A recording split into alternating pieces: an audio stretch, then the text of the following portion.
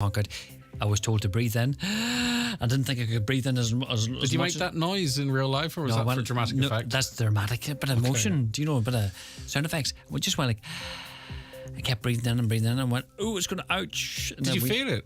Just a wee bit. It wasn't as bad. Okay. It was all in the head. Because the last time I had everything's in the head. Yeah, it was just the wee inner voice chatting to me, you know. Yeah. All right. Well, good. You controlled it and you didn't faint. That's all I wanted to know. But I was so happy. I was like I won the Olympics when it came out. Do you know what I mean? I went and bought myself a scone and a cup of tea, which and I a don't lollipop. do. I know I spent money afterwards. You know? Jeez, he must have been happy. I know, after paying me €60. I know, it was great. All right. Good luck, Gucci. All right. That's Lee Gooch back with you tomorrow morning at 6:30. The 9 till noon show on its way after a news update now from Michaela Clark. Thanks, Greg. Good morning. Questions continue to be raised over the proposed Bridgend bypass. The project aims to improve connectivity between Letterkenny and Derry as part of the National Development Plan.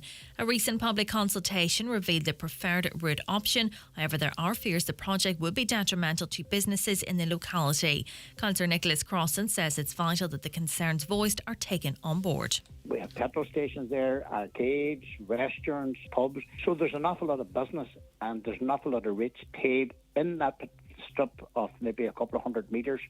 And it's probably one of the most lucrative spots that Donegal County Council has regarding rates.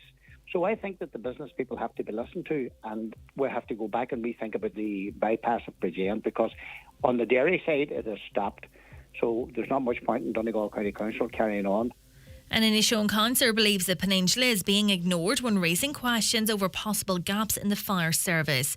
Councillor Martin McDermott asked for clarity in the number of times the Northern Ireland Fire Service responded to call-outs in Donegal last year. However, no response has been forthcoming to date, while previously there were repeated calls for a water tanker to be located in Inishowen, which has not yet been delivered. Councillor McDermott says there are very serious issues which warrant a valid response. The Northern Ireland Fire Service was taken out so many times last year and this year, and we're just asking, is there a gap? Is there a reason why it needs to be deployed so many times? I think that's a very fair question, because it's vitally important that we have a service that facilitates not just Inishowen but the whole of the county, and if there's a gap there, we need to know that and we need to be able to do something about it. Proposals being brought to Cabinet by Justice Minister Simon Harris would increase the maximum jail term for assaulting or obstructing a Garda from 7 to 12 years. The measure would also apply to other emergency service staff, including hospital staff, prison workers, members of the Defence Forces, fire brigade or ambulance staff. The Garda Representative Association feels the plans fall short of what Gardaí have called for. GRA President Donegal-based Garda Brendan O'Connor says maximum sentencing is rarely applied. We don't believe it's enough. We have always called for mandatory custodial sentences of such attacks. It's welcomed and it's that the government acknowledges the problem, but it's not what we would have asked for. It's whether it's applied or not, we'll have to wait and see. But our experience in relation to any legislation and punishment is that maximum sentences are not a feature of most sentencing. Weather now dry with a mix of cloud and hazy sunshine. Highest temperatures today of 14 to 16 degrees and light northwesterly breezes. That's all from Highland Radio News for now. We'll be back with news again at 10 o'clock. Until then, good morning. Every year, about 2,600 people in Ireland get bowel cancer. Bowel screening helps to reduce your risk of developing it. If you're aged 60 to 69, you can register today for a free bowel screen test kit. Once you've done the test at home, return it by free post and we'll test your sample for levels of blood. If you need any more tests, we'll let you know. Register today at hse.ie/bowel screen or free phone 1800 45 45 55. From the HSE. The county's #1 talk show, the 9 till noon show on Highland Radio. And now it's time for the talk of the Northwest, the 9 till noon show with Greg Hughes on Highland Radio. And a very good morning to you. It's just coming up to 5 minutes past 9 on this Tuesday, the 23rd of May 2023. And you're very welcome along to another edition of the 9 till noon show. And lots coming up on the programme. Today we're going to be hearing concerns about the prevalence of drugs in our communities, and I think from a lot of the texts that come in, many of you will agree in that regard, so we want your views on that. Community Garda information is on just after 10 o'clock, of course, where you hear for the first time the latest appeals and information from An Garda Síochána, and that and so much more besides. If you want to comment on any of today's topics or raise your own, you WhatsApp or text us to 086 60 25,000, 086 60 25,000. Your calls into us on 07491 25,000. And your emails, well, that's comments at highlandradio.com. All right, let's see what's making the front stand inside some of the papers today. The Donegal Democrat, this is a horrific story. A man who attacked an 86-year-old woman by putting her inside a wheelie bin after the victim had got lost en route to her home late at night has been sentenced to 2.5 years in prison. The court heard that Alex Bailey, 30, of Clara, Ramelton, was experiencing induced psychosis due to his level of intoxication and was under the disillusioned belief that the victim was a predatory paedophile. Bailey met Marie McGowan in a Dublin suburb around 2 a.m. and CCTV footage from the night shows that he remained in her company for over an hour. The footage shows Bailey assaulting the woman sporadically for 42 minutes, including knocking her to the ground, putting her head first into a wheelie bin and applying pressure to the lid of that bin. 2.5 years for that sustained assault there, and of course the wheelie bin element to that. The Derry Journal focuses on the very sad passing of Rebecca Brown. Tributes have been paid to beautiful Rebecca Brown, the 21-year-old Derry woman killed in a road traffic collision in Buncrana on Sunday morning. Father Michael McCaughey of the Three Patrons Parish revealed that the young woman's family were heartbroken. The Irish Times this morning tells us that the far right has failed to grow in Ireland, bucking trends seen in other European countries, and Gardaí will not fall into the trap of its playbook, Garda Commissioner Drew Harris has said. He added that robust policing tactics such as those called for from some quarters to clear anti-immigration roadblocks had been used by European police forces and had not been successful. New figures obtained by the Irish Times show the number of anti-immigration protests being held in Dublin, where the majority of such events take place, has halved in recent months from about 9 events per week at their peak early in 2023. In the near 8-week period to February 23rd, some 73 anti-immigration protests were held in Dublin, according to the Garda data. However, in the 3 months since then, 54 protests have been held. Gardaí believe members of the far right, as he's describing them, are hijacking anti-immigration protests in some areas. And what he's probably seeing or talking to here is something that you probably see in the past, that something is the big issue of the day and there is an awful lot of activity, and then it dies down seemingly, and people tend then to move on to the next issue, going from one issue to another. Releasing the figures which contradict the narrative that protests were increasing, Garda HQ said there was a constitutional right to the freedom of assembly and freedom of speech subject to statutory provision. Any Garda response to protest events was in keeping with a community policing model and graduated policing response, taking into account public safety, legislation and human rights. So what is your view? Do you believe that if people are blocking roads or blocking access to certain people, are they within their rights, or do you think that the Gardaí should be a bit more heavy-handed in terms of disrupting such protests? 086 60 25,000, WhatsApps and text that number, or give us a call on 074 91 25,000.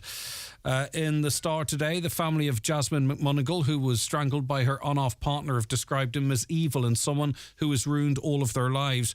Richard Burke, 32, of Killygordon, Donegal, who had previously threatened to kill Jasmine before strangling her to death during a psychotic episode after taking unprescribed drugs, has been jailed for 14 years. At the Central Criminal Court, Mr Justice Paul Burns yesterday passed sentence on Burke, who was found not guilty of murdering Jasmine, but guilty of her manslaughter earlier this year. The court heard that his responsibility for the killing was substantially diminished by a mental disorder. One of the doctors noted the disorder may have been triggered or exacerbated by drug use. Jasmine's family issued a statement which read, "Nothing will bring back our beautiful Jasmine, and all we can do now is make sure she is never forgotten." And there seems to be a trend in these horrific cases that diminished responsibility seems to be a successful defence. It's the second story today, and one of many that you do hear. On to the Irish Independent now, and a really significant development, I think, in relation to the disappearance of Madeleine McCann, because German police looking for Madeleine McCann, and we'll have more on this later on in the programme, German police looking for Madeleine McCann's body are about to begin a major search of a remote Algarve reservoir that suspect Christian Bruckner used to visit. Portuguese police have closed off roads leading to the man-made dam near the town of Sils ahead of the official start of the search. Scotland Yard detectives are understood to have travelled in the area, but only with a watching brief. The search is set to last for at least 2 days, and beyond that, if anything of relevance is found. And this is interesting because it's German police who are leading the investigation now, it seems, into her disappearance. They have that chief suspect in custody. He is known to have frequented this area. His mobile phone was in the location of where Madeleine McCann disappeared at the time of her disappearance. And this is a reservoir that was searched a couple of times before privately, funded privately. But this is the first time, as far as I understand, that police, and particularly the German police, have triggered this search, and they'll have access to all the very latest technology and equipment, don't you know. It'll be the first major operation of its kind since June 2014, when British police were given permission to carry out digs in the Portuguese resort of Praia de Luz that involved sniffer dogs trained to detect bodies and ground penetrating radar. They also had that as well. So, as I say, we'll have more on that later on in the programme, but it does feel a little bit more significant than previous developments. On to the Irish Daily Mail, and what do you think the solution to our health crisis might be? More doctors, more money for our doctors? Well, perhaps it's going to be advances in artificial intelligence. It could tackle shortages and improve Ireland's ailing health service. That's according to the leader of the government, the Taoiseach. Leo Varadkar said advances in AI are delivering X-rays and pathology results quicker, at lower cost and with less error than is done by doctors and scientists. The Fine Gael leader said developments in AI have been absolutely fascinating and will be more positive than negative, he believes. On to the Irish Daily Mirror, and if you are a new parent and you're buying baby formula, you will have noticed it's gone through the roof in terms of cost. The price of baby formula has rocketed by over half, making it a target for black market gangs and hustlers, it is claimed. Now, I'm not sure. It depends, I suppose, how desperate you might be. But would you buy baby formula off the back of a lorry? I don't think many people might. That being said, desperate situations can lead to desperate decisions. Concerned mothers described the soaring prices as absolutely nuts. They complained costs jumped by €6 from €11.50 to $17.50. That's a 52% hike in just 18 months. One said, I have 2 children, one who's just turning 2 and one who is 5 months old. It would be the same baby formula for both of them. It's a huge increase. It's absolutely nuts, going from having 1 to having 2 kids as well. And what's it, about a week they would go through a tub of baby formula? Is that something that you've noticed? Is that something that's affecting you? Give us a text 086 60 25,000, 086 60 25,000, or call us on 074 91 25,000. And I think lastly we're going to go to the just as to tidy this paper up, we'll go to the Sun lastly, and Facebook has been hit with a big fine. The Irish data watchdog has slapped Facebook owner Meta with a record €1.2 billion fine for breaches in relation to users' personal details. The fine, which relates to the transfer of EU user data to the United States, is the largest privacy penalty ever handed out in the EU, exceeding the previous record of $746 million, which was imposed on Amazon in 2021. The Irish Data Protection Commission said the European Data Protection Board had ordered it to collect an administrative fine in the amount of $1.2 billion. So it was how your data was being transferred from Europe to America and what was done with it thereafter. All right, as I say, the text number 086 60 25,000. You can give us a call too on 074 91 25,000. The newspapers are courtesy of Kelly Centra Mountaintop Letterkenny, the 2022 C-Store National Off-Licence of the Year. OK, we're going to go straight to Breda Burns, member of Lettermack Award Health Centre Action Group. Good morning to you, Breda. Good morning, Greg. How are you? I'm good. I know you're very busy, so I won't keep you long. No. Okay, right. Well, listen, hey, you can join me for the rest of the show, Breda. Maybe not. We can co-present. Okay, come here. What is the status at the moment? Because we spoke to you in March, didn't we, about a petition you had to save the future of the Lettermack Ward Health Centre. What's the up-to-date position, Breda? Well, the up-to-date, thanks for having us on, firstly. And the up-to-date position is that we have received confirmation through Deputy Pearse Doherty now that the remedial works will be carried out at Lettermack Ward Health Centre, and that it will be, as the letter states, it will be open and available to the local community, which is just absolutely fantastic news for us.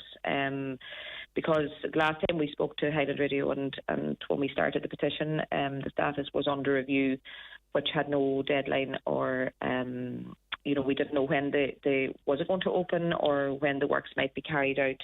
So that this letter has just brought, it's the first step in a very long ladder, but we're absolutely delighted, and we're delighted that the HSE are keeping Lettermack Ward on the radar and that they will carry out the remedial works and reopen the centre. Yeah, that seems to, and we know how quickly things can change, but hopefully it is putting to bed concerns that the centre would be lost altogether. Well, that's it. It's starting the bedtime routine anyway. About that we know it probably will be long road, and as they stated, they cannot be specific with the date. But they said that the HSE will endeavour to have these works carried out as in a timely manner as possible, and we would hope that will be within a reasonable time frame. As when I spoke to Donald back in March, the petition had just started. The petition was hugely successful. It kind of identified, the hunger that there is in the area for the health centre to be reopened. And not to go back over what we covered that day, but, it is a vital service for Lettermack Ward, and there is a GP service being provided in Glenties by Dr. Charlie McManus for Lettermack Ward, a fantastic service. But obviously our hope and our aim is to get that service back into the community in Lettermack Ward. So, we're absolutely delighted. Pearse Doherty has been very active on this, as have a number of public representatives, Mary Trace Gallagher, County Councillor. And there's been a number of public representatives making representations on our behalf, and for that we are eternally grateful, because this is a vital service to a small rural community and we need it to be restored. Yeah, but finally it does also again highlight the importance of local people sort of trying to take control of issues, doesn't it, Breda, to organise and to let your voice be heard, to the point whereby, be it government or opposition politicians, want to get behind these campaigns. And I think that's a good piece of advice for other areas with their concerns too.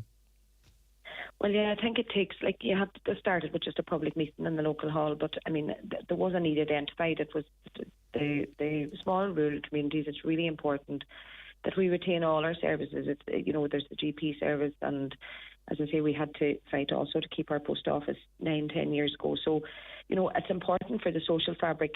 This is a vital medical service, but also it is a the social fabric of community needs to be preserved as well. And yes, local communities need to stand up if services withdrawn from them, and they're not happy and that they feel that this is a vital service. Then yes, we have to work together with the organisation in question here, the HSE, work with them to re-establish and reopen the community centre in this, or the health centre in this case. But in general, yes, we can't, we those moving, centres of excellence and primary care and all that is fantastic, and fantastic services are being offered, but we need this in our own community, where it's been for as long as I can remember, 50 years nearly, but as long as I can remember, there's been a health centre in Lettermack Ward through all sorts of recessions and dark times. So we're extremely delighted with this letter, and we look forward now to pushing on with the remedial work and the HSE carrying out the remedial work that is required and getting the centre reopened for the community. But yes, rural communities and any community, we need, we need to get, there's a starting point, and if a service is withdrawn or if we feel that something isn't right, then we need to speak up. Yes, absolutely. All right, as much as I'd like to keep you to 12, I'm going to have to let you go. Breda, thank you. Greg, thanks a million. For the Thank update. you. We'll talk Really do again. appreciate Thanks. it. Take care. Breda Burns, member of Lettermack Ward Health Centre Action Group. Good news, it seems, but obviously everything has to be taken with a pinch of salt. That the HSE seems to indicate the future of Lettermack Ward Health Centre is somewhat secure because remedial works are being planned for that. With a high digital online skills course, you'll feel a real difference. I can listen to all the music I like. The WhatsApp that's coming out, and it's brilliant. Anything you want to know, it's at their fingertips. They're small things, but they mean something. Learn essential online skills with simple, accessible lessons at highdigital.ie or freephone 1800 20 30 30. Brought to you by Vodafone Ireland Foundation and Alone. Vodafone. Together we can. Hi, Paddy here at Shane Conley Cars in Donegal Town. Are you looking to upgrade your car? With Shane Conley Cars, you'll find makes and models for every budget. Great finance options, and we also accept trade-ins. Check out ShaneConleyCars.com or call into us at Shane Conley Cars from Lonaher Road, Donegal Town. If you're 70 or over or have a weak immune system, it's time for your spring COVID-19 booster vaccine. Your spring booster will top up your immunity against COVID-19 for the months ahead, protecting you from serious illness or needing to go to hospital. You will be invited for another booster in the autumn to top up your protection for the winter months. Spring boosters are available until the end of May, so don't delay. Contact your local participating GP or pharmacy. Call our team in HSC Live on 1800 700 700 or visit hsc.ie to make an appointment at a HSC vaccination centre. From the HSC. Planning on renovating your garden this summer? Then look no further than Daleside Garden Furniture. With a full range of sizes and garden sheds, wooden and steel, summer houses, playhouses, outdoor canopies, fencing and much more. Find us on social media. Made to measure and one-off designs are our speciality. Call today on 087 112 4766. Highland Radio time checks with Expressway. Travel Route 32 from Letterkenny to Dublin when you book online and travel for less. Expressway, bringing you the time at... Okay, 22 minutes past 9. We're joined on the programme by Chair of the Regional Health Forum West, Councillor Jerry McMonagle. Thanks very much for joining us again on a different issue this morning, of course, but that's just the way events fell. Jerry, thanks very much for joining us. Thank you, Greg. Right, okay. Concern at the sudden resignation by doctors in Letterkenny University Hospital. And this, of course, has been felt by the local diabetes community. What exactly has happened? Well, as you say, I was contacted by Paul and other concerned diabetic patients last week, and I made inquiries in relation to their fears and concerns that endocrinologists at the hospital were leaving. So I put in a question to John Murphy's office via Paul McLaughlin's office here in Letterkenny, and also I emailed Anne Cosgrave, who's the Senior Operation Officer in CELTA. I got a response back from Anne Cosgrave on Monday outlining the position, and it was fairly stark, and it was concerning. We have lost 2 endocrinologists at the hospital, one through his offer of resignation and retirement, and another one, locum, left after just a number of weeks in the job. And that's obviously very concerning for those with diabetes. We now have one locum, a general physician with an interest in diabetes who supports the service consultant at the hospital. And we have an approved consultant endocrinologist post shared between LUH and Donegal CHO. And while that's a new post, it's shared between the hospital and the hub across the road. So it's very concerning because we already have long waiting lists for people with diabetes to be seen. The norm is every 6 months, but this is not the case. It's a lot longer than that, and maybe up to 2 years before you can be seen. And this is worrying if you have a diagnosis of diabetes. So, unless that was raised by the Diabetes Association via Paul, we wouldn't be aware of it. The concern I would have too is it's very hard to to recruit endocrinologists.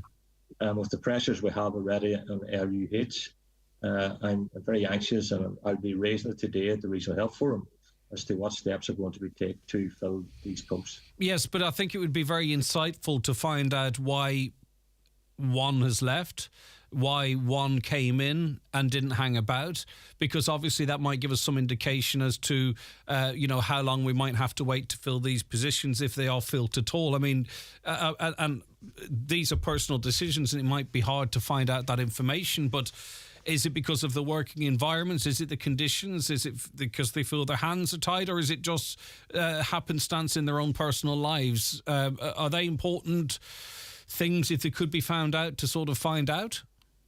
Yeah, and that's the line of question we'll be coming from, because there has been, and you've heard it yourself, Greg, on this show many times, concerns raised by staff and staff representatives about the pressures that staff at the hospital are under. We have a growing number of people awaiting treatment and appointments. There's appointments regularly being cancelled. The emergency department is overrun on a daily basis. There's a shortage of beds. There's a shortage of staff, as was pointed out by the IMNO. And, this we have to drill down to see exactly why we are not keeping these very, very important posts, and why these people are resigning, and why they're leaving after a few short weeks. And I think the hospital management and CELTA have to be upfront about this, and they need to tell us the truth. And we need to, and we've always offered our help and assistance and support in any way that we can to help CELTA and indeed the management of Letterkenny Hospital to get the resources that they need to offer and provide a proper health care service here in Donegal for the people of Donegal. Right, thanks for your time this morning, Councillor Jerry McMonagle there. We're also joined on the programme now by Paul Gillespie, who is chairman of the Donegal Diabetes Association. We had a call into the HSE from yesterday. They effectively confirmed what Councillor Jerry McMonagle has just said. Paul, talk to me about the impact of the staffing levels in this area in LUH on patients with diabetes. Hello, Greg. Well, thanks for having me on. And as you know, we've spoke about similar topic before. But it's just shocking that 2 endocrinologists could depart within a couple of weeks.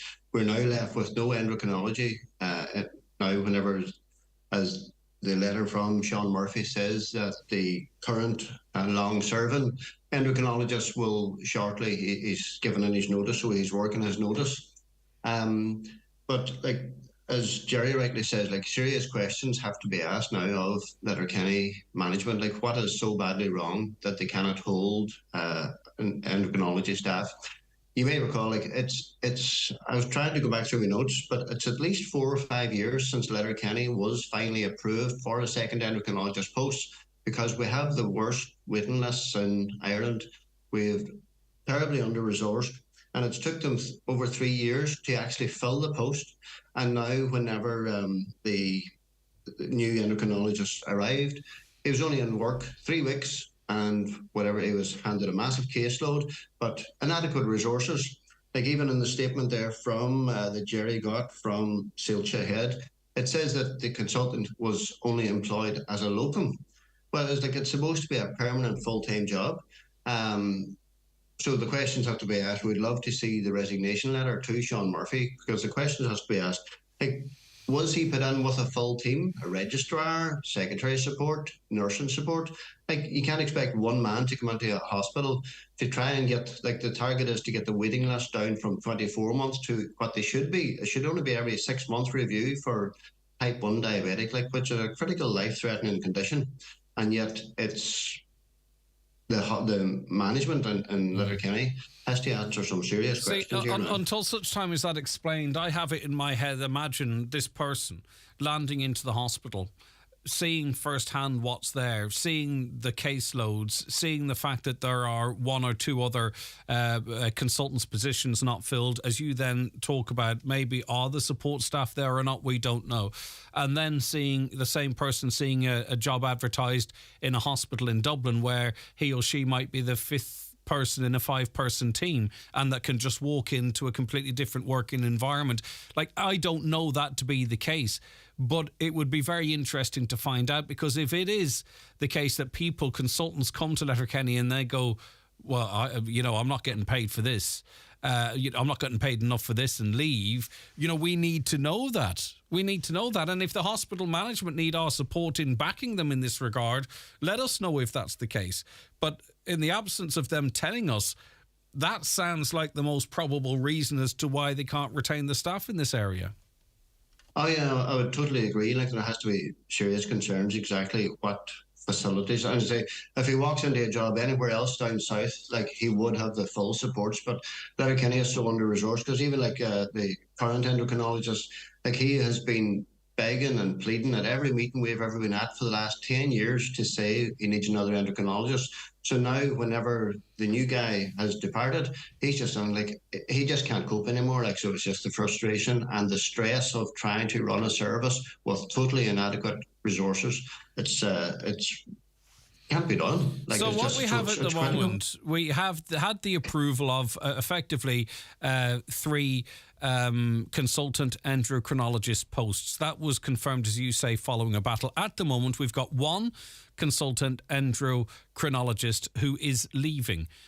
A second locum came in to cover the second position. He lasted a couple of weeks and left. So what we have is 1 person who's on their way out, and we have a consultant general physician with an interest in diabetes who supports the service. That is it. That's the extent of it. So we're going backwards significantly here, with all due respect to the people probably working very hard in these services. Yeah, well, there's one just a slight amendment to that, is that the hub, which is the community care, which is what Sláinte Care, and they're throwing loads of money at it, and it's great to see the advancement they're doing now in community care. And community care has finally got an endocrinologist, and on the statement there from the hospital, they say that the new endocrinologist in the hub will be 50% of time in the hub and 50% in the hospital. So Sean Murphy, in his letter there, it's as if he's saying, oh, she's going to carry the can now to cover everything when there is no endocrinology. But the fact is, I've been at several of the meetings of the hub, and my understanding was that the hub look after type 2 diabetes only. And on the days that this consultant was to be working in the hospital, she was coming in to look after type 2 inpatients. So anybody that's type 2 in the community that's been admitted, she would look after the type 2 in the hospital. So this is still, there's no cover whatsoever for type 1 diabetes. Right, so just, and perhaps we should have done it at the start, just so the wider population understands. So what is the consequences of all of this for someone with type 1 diabetes? In other words, how is their condition likely to affect them, and what are the consequences of them waiting 24 months to see a consultant? Oh, it's quite horrendous. Like, diabetes, type 1 diabetes is a life-threatening condition, and if you don't keep in control of your blood sugars and get regular visits and regular support, then it can be critical. Like, if you're left for 2 years and your HbA1c has gone up, it can affect your eyesight, it can affect your blood circulation. Like, it really is a serious case, and like Letterkenny Hospital need to take it more serious, and we need to find out why they cannot hold staff. There's serious questions have to be asked of the management now in Letterkenny. And we also need to ask, and even to a point, Paul, demand, okay, here in the Northwest, why should someone with type 1 diabetes in Donegal, the Northwest, but particularly Donegal, potentially end up with dying? Or end up with damage to their eyesight or other consequences of not being properly assessed on a timely basis? Why should we live in a part of the world where your outcomes in this area and so many others would just be significantly worse than if you were in Dublin, Galway, Cork, simply just because you happen to live in Donegal? That is completely and utterly unacceptable. We really should not be tolerating this. No, and like the people of Donegal, we need to be more alert, because like we have serious concerns, like even cancer care and everything at the minute. Like, Donegal is really being neglected totally. So like, and I think we need to go past the Letterkenny Hospital and go to the Silcha and to the HSE and to Charlie McConlogue and Joe McHugh, our sitting TDs. And why is Letterkenny so badly underfunded? Like it's all down to money and resources. I've heard from people who are well informed in this area and areas of health that believe that Celta are too Galway focused. That they, we talk about how far we are from Dublin. The concern now with health is, well, how far are we from Galway?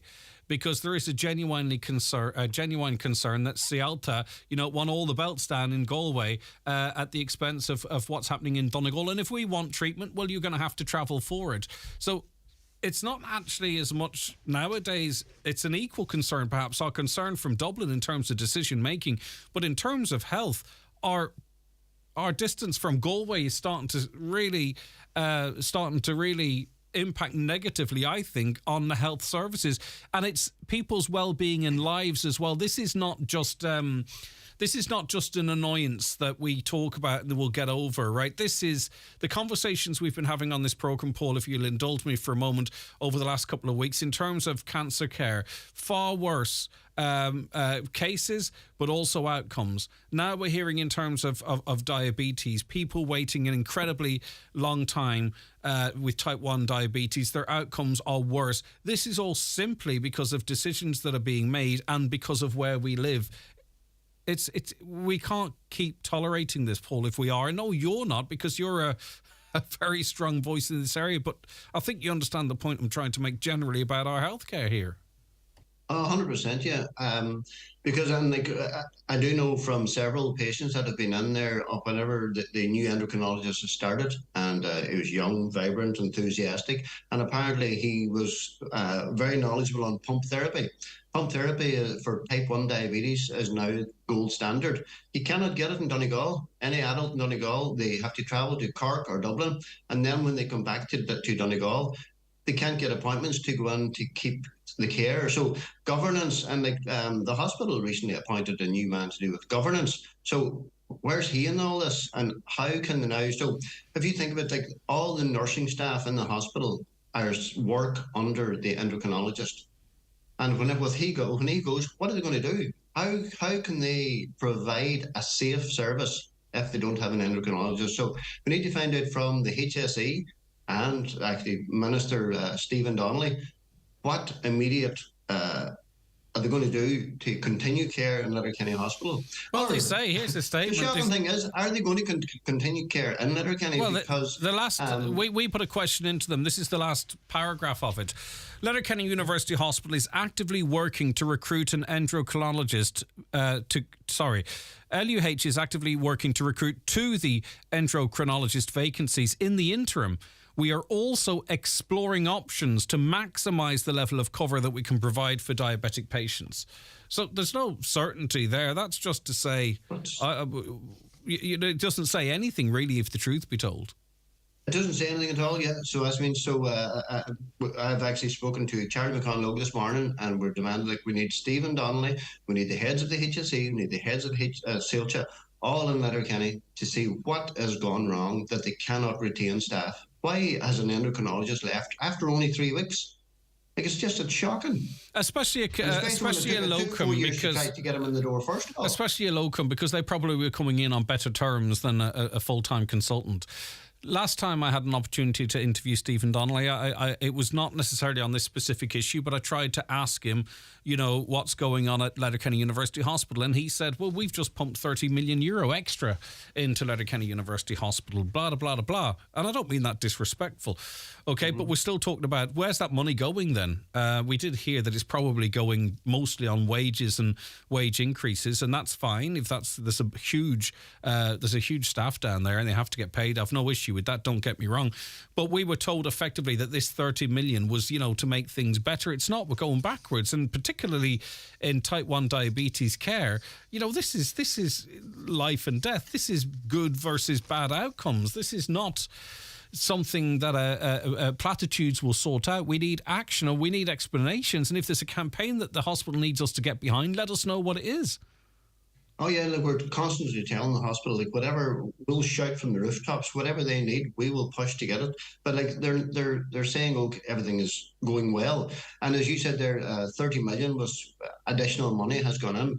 But like Letterkenny, I believe, still remains the sixth busiest hospital in Ireland, but it's not funded to that event. It's like we have less funding than majority. We're way down the pecking order for funding per head of population, and the population of Donegal has dramatically increased now with everything that's going on. So, and even like just to diverse a wee bit, like paediatric care, we've been pushing for years to get the shared centre of excellence. Like there's centres of excellence down south for all children. They were talking about opening it in Sligo, but because of the geography, we've been pushing it has to be a shared centre of excellence between Letterkenny and Sligo, which nobody in the room has ever objected to. They all think it's a good idea, but it hasn't happened. This is 5 years we're pushing to try and get the shared centre of excellence. So that's not happening either for the children. So now we were hoping that once it was put in place, that the adult one would follow on, but the adult one has just fallen off a cliff. And Paul, can I ask you if there are people who have money, are they able to privately see a consultant? You know what I mean? Like the public waiting list we hear is 24 months, but are people who have resources able to pay private to see a consultant? Yeah, unfortunately, it cost a couple of thousand, I believe, just for the consultation and get set up for pump therapy, but they have to go to either Cork or Dublin. Yeah. There's nothing in the whole Northwest. So again, if someone just happens to have a lot of money, they can actually get this done privately. Again, which I find a wee bit sickening. I'm delighted for them if they can. Don't get me wrong, and everyone has to look out for themselves. It's more like they're so worried and concerned about their health. They're willing to save up to pay that money so that they can get better care and get onto pump therapy, which is the gold standard. So it's not that they have money to spend, it's that if they can see it, it's a life-threatening condition for them. So they're saving up the money to try and get onto pump therapy. Mm-hmm. And Letterkenny just cannot offer that. Right. Paul, listen, keep us in the loop, will you, in terms of where this goes next, and we'll continue to ask our questions and put the pressure on, and we'll put in a call for the Health Minister, see if he'll come on and discuss this with us. But it's not something we can let go, and there's a lot of questions right across healthcare and its provision here in Donegal that we really need to start getting some answers to and hold people's feet to the fire to give us explanations. Yeah, like we have two sitting TDs on the government at the minute, and one sits at the cabinet table. So I think we need to get him on Highland and to the media urgently. Okay, well, there might be a problem with that on this programme, but that's not my fault. Okay, Paul, I wish I could, and I think it would be really important if we could have access to the Minister, but I've said in the show before, he refuses to come on this programme with me.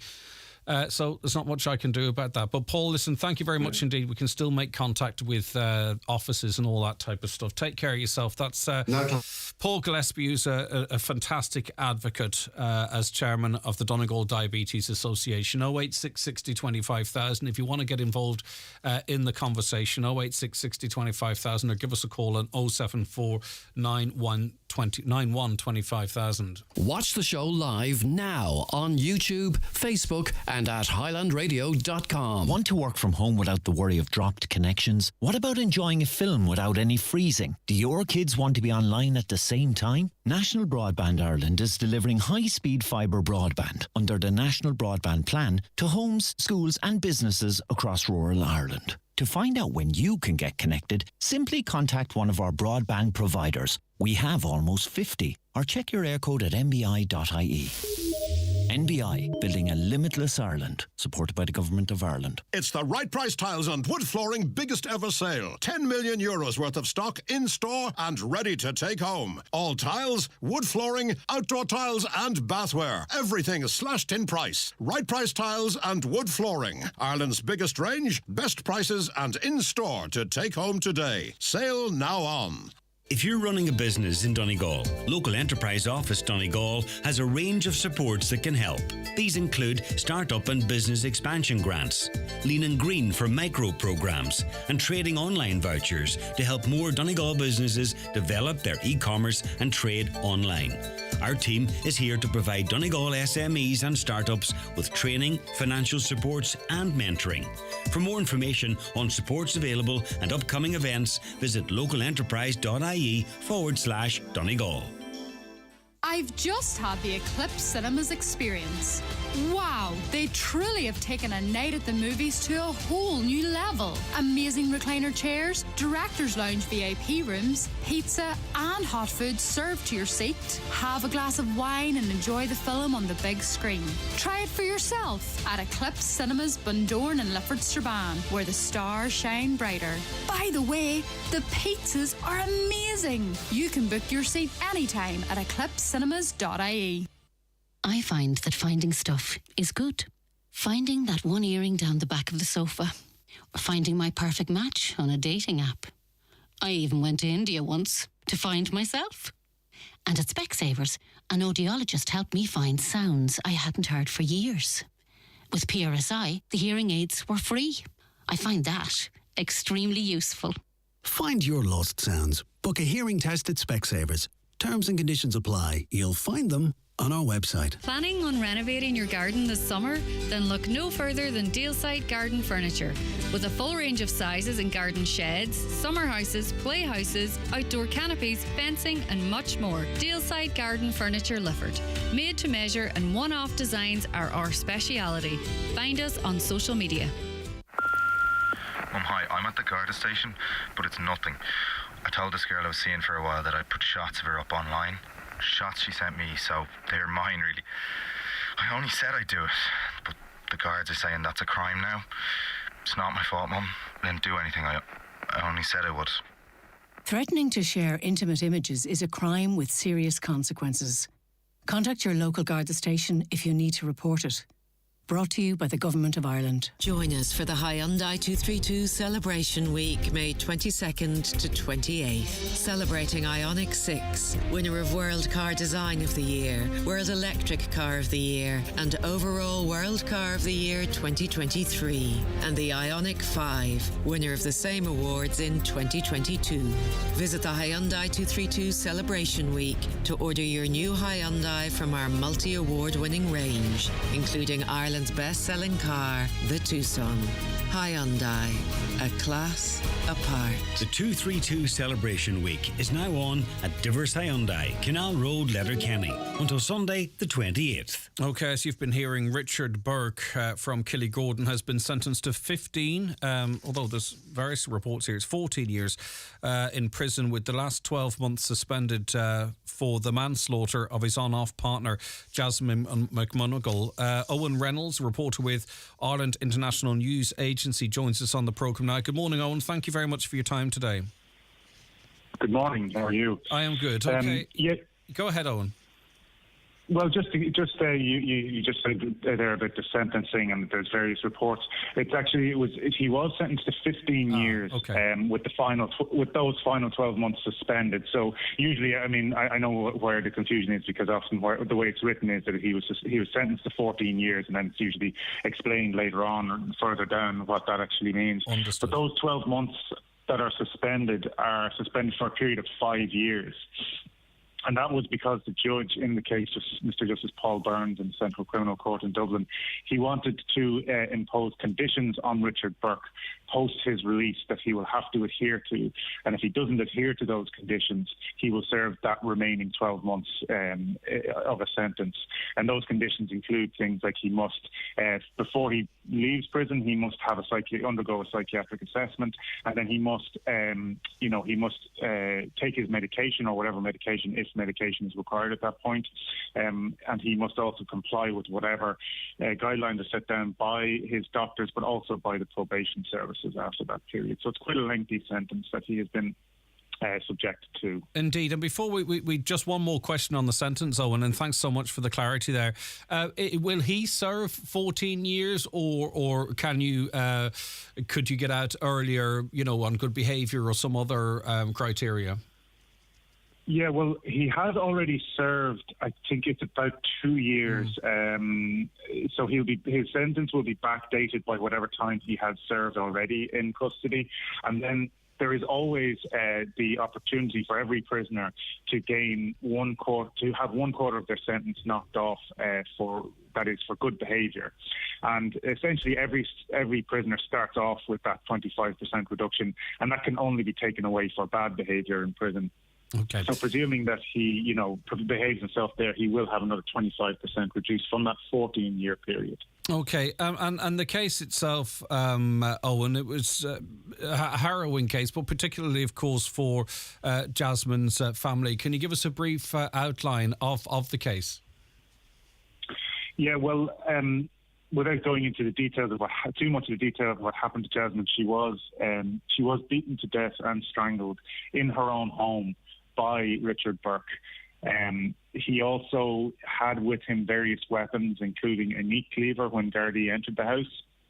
And they described a very bloody scene and, some terrible things that had happened to Jasmine that caused her death.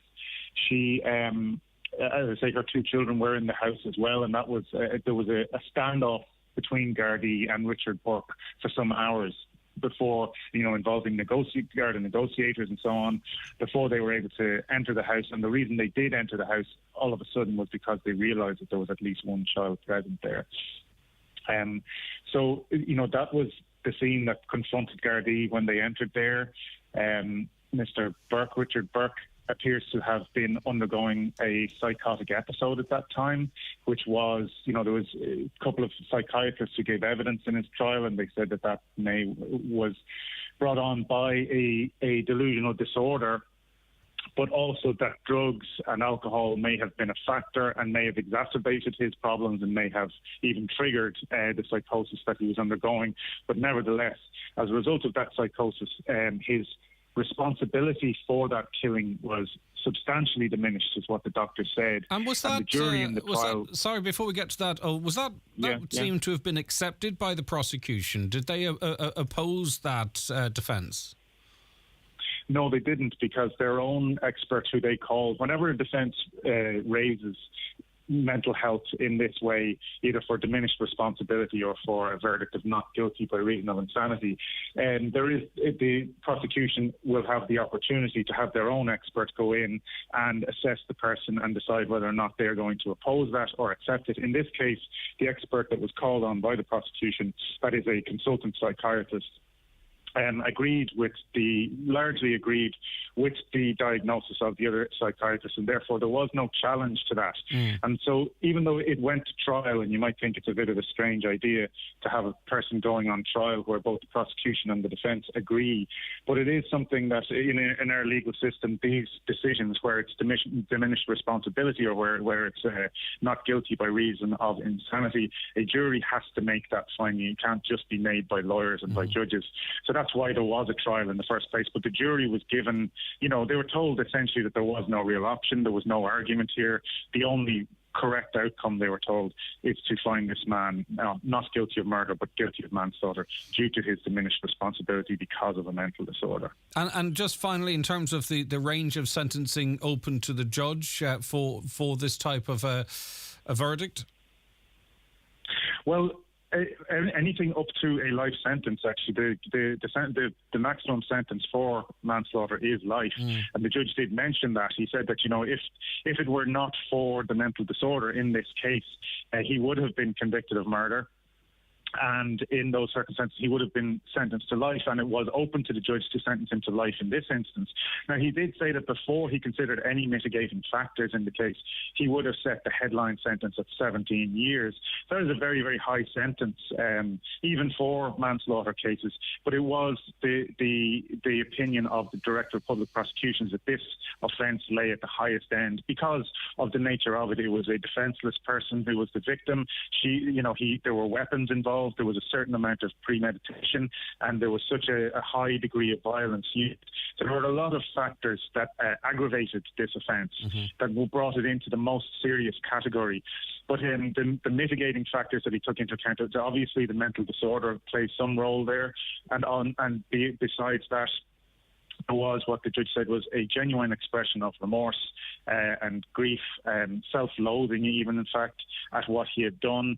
And that early guilty plea to manslaughter, which he did enter at his trial, is also of benefit, because it means that there's no need for a very lengthy trial. There was a trial, but it only lasted, I think, 3 days. Mm-hmm. So it meant that these things, it makes it much easier on, I suppose, the families, etc. Although, of course, Jasmine McMonagle's family can't take a huge amount of comfort from that, and they have spoken in court, and they have made a brief statement to the media in which they've expressed, their grief and their, I suppose, anger towards Richard Burke, a man who they described as being evil in their eyes. Okay, Owen, thanks for your time this morning. I appreciate it greatly. Have a good day. Owen Reynolds, reporter with Ireland International News Agency, and worth listening to or me reading the words of Jacqueline McMonagle, who spoke at the sentencing hearing in April. She said that January 4th, 2019 was the day my world fell apart, when Jasmine's life and future were horrifically taken from her by Burke. Jasmine's mother, understandably, became emotional as she told the court the family had all been given a life sentence of suffering and pain. She said that Jasmine was a kind and generous person who adored and lived for her 2 girls. She told the court Jasmine had always loved spending time with her family, and Christmas was a special time for them. But the holiday means nothing to me anymore. Now Jasmine's daughters spend Christmas at their mother's grave. And those were the words in April from Jacqueline McMonagle. 086 60 25,000 is the number if you wish to WhatsApp and text us. Just some of your comments coming in as it relates to the story we covered there in the first hour of the loss of consultants and diabetes services at Letterkenny University Hospital. A caller says they must be waiting for United Ireland, where Donegal will be closer than to getting treatment across in Northern Ireland. Another, listening to Sean Murphy on Highland since before COVID, his story each time has been the same. No change on anything. New, fresh management is needed. There is the feeling, though, and as I say, I'm not here to advocate on behalf of anyone else, but it's the structures that, decisions that are being made in Galway and elsewhere too that perhaps are also impacting on us. And I think we should maybe refocus our attentions in that regard as well, to make sure that we're banging at the right doors. Morning, Greg. A man is a diabetic and from the town was evicted by the landlord after renting the house for 15 years. This happened last week. A few councillors were contacted, Jerry being one. None have so far been in touch. Even the council, did not want to know. That's what our local TDs voted for. Shame on them. I think Mr. Murphy and management at LUH should have been out a long time ago. The state of our hospital is appalling. Mr. Murphy always painting a rosy picture, and look where we have ended up with a non-functioning hospital. Time for a change. As I say, though, we have to also focus on where else decisions are being made that are impacting our services. I met a consultant recently, and he told me that he was getting a lot of abuse, racial abuse, the worst he's ever had. That was 2 months ago. Okay, well, if there's a story there too, let us know. Hi, Greg. Every week we hear about Letterkenny Hospital staff leaving the service. Last Mr. McMonagle is chair of the North West Forum. I think it's about time he flexes his muscles and his board, and they go higher than this forum. It's become a joke.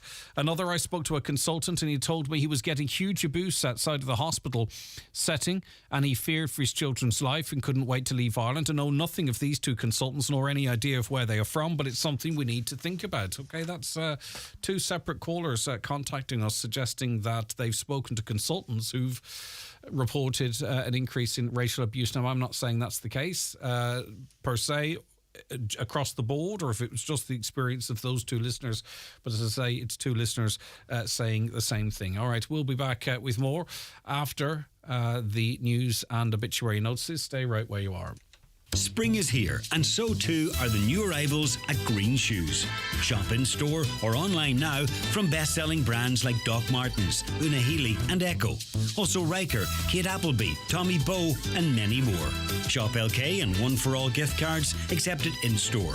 Visit Green Shoes and discover the perfect footwear to complement your style. Green Shoes at Market Square, Letterkenny Shopping Centre, Fulcara and online at greenshoes.com. Tommy Marin here, writer of It's the Real McCoy and Three Hail Marys. Join me at On Grain on Letterkenny for my new show Celebration Ireland, Saturday, May 27th. Hilarious sketches, sing-songs and so much more. Celebration Ireland on Grain on Letterkenny, Saturday, May 27th. Book on 07491 20777 or on grainon.com. Who said electrification can't spark excitement? From introducing Ireland's first EV to redefining the family car, Nissan has always led from the front. And now we're breaking new ground once more with e-Power, Nissan's unique hybrid driving system, fueled by petrol, driven by electric, no need to recharge, giving you the pleasure of electric driving without the need to plug in.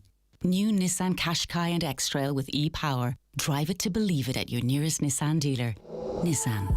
Innovation that excites. Donations are sought for a unique auction in aid of Mary's Meals to be held this Saturday, the 27th of May in Convoy.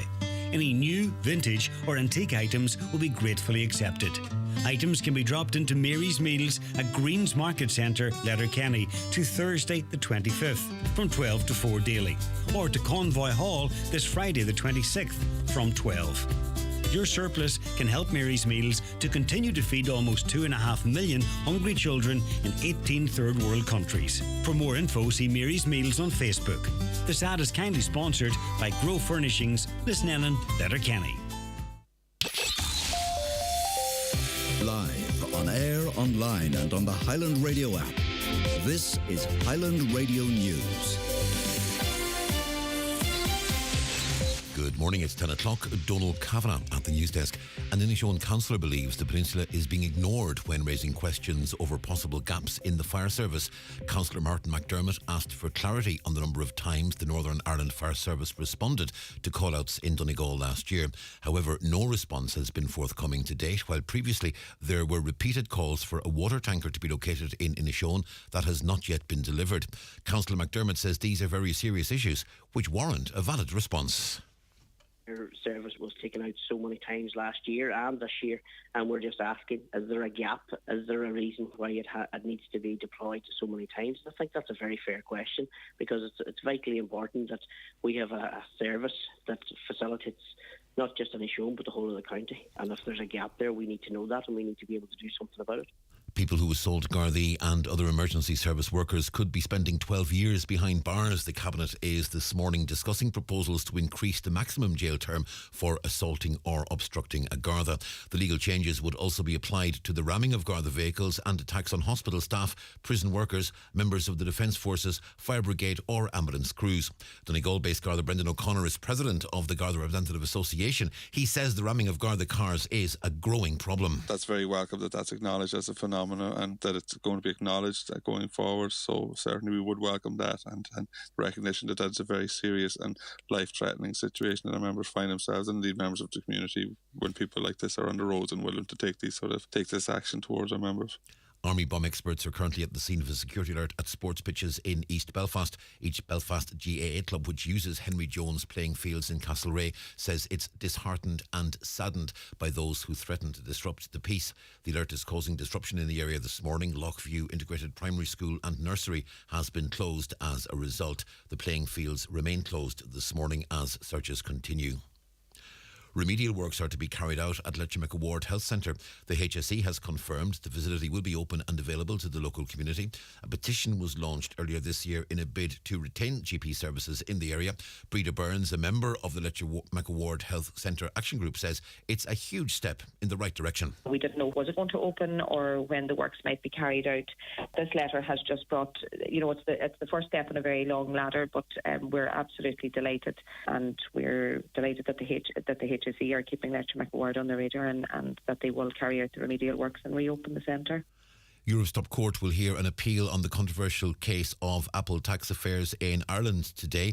The Irish government is accused of letting the tech giant away with a €13.1 billion tax underpayment.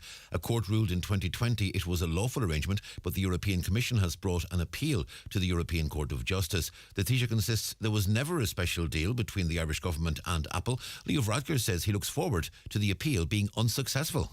If that were true, it would have been very wrong, but it wasn't true. And not only do we not say it's true, Apple says it's not true, and the European Court that heard the case says it's not true. That is now an appeal, and I look forward to that appeal being unsuccessful and the higher European Court confirming the factual position is that there never was a special deal with Apple or any other company. Questions continue to be raised over the proposed Bridgend bypass. The project is intended to improve connectivity between Letterkenny and Derry as part of the National Development Plan. A recent public consultation revealed the preferred route option. However, there are fears the project would be detrimental to businesses in the locality, while in Derry, work on the development of the Derry side of the project has been halted. Well, Councillor Nicholas Crossan says it's vital that the concerns voiced by local businesses are taken on board. We have petrol stations there, arcades, restaurants, pubs. So there's an awful lot of business and there's an awful lot of rates paid in that strip of maybe a couple of 100 metres. And it's probably one of the most lucrative spots that Donegal County Council has regarding rates. So I think that the business people have to be listened to, and we have to go back and rethink about the bypass of Bridgend, because on the Derry side it has stopped. So there's not much point in Donegal County Council carrying on. 38 groups in Donegal are to receive €12,800 in funding to fund physical activity for older people. The monies are being distributed by Age and Opportunity with support from Sport Ireland. More details and a list of the successful Donegal groups available on our website highlandradio.com. And in the north, the Industrial Court has confirmed it'll hear an application for trade union recognition at Seagate. The decision marks a major step forward in the ongoing union drive at the Springtown-based manufacturer of semiconductors, which employs 1,600 people on site. Fears have been raised locally that job losses and wage cuts could be on the horizon for the company.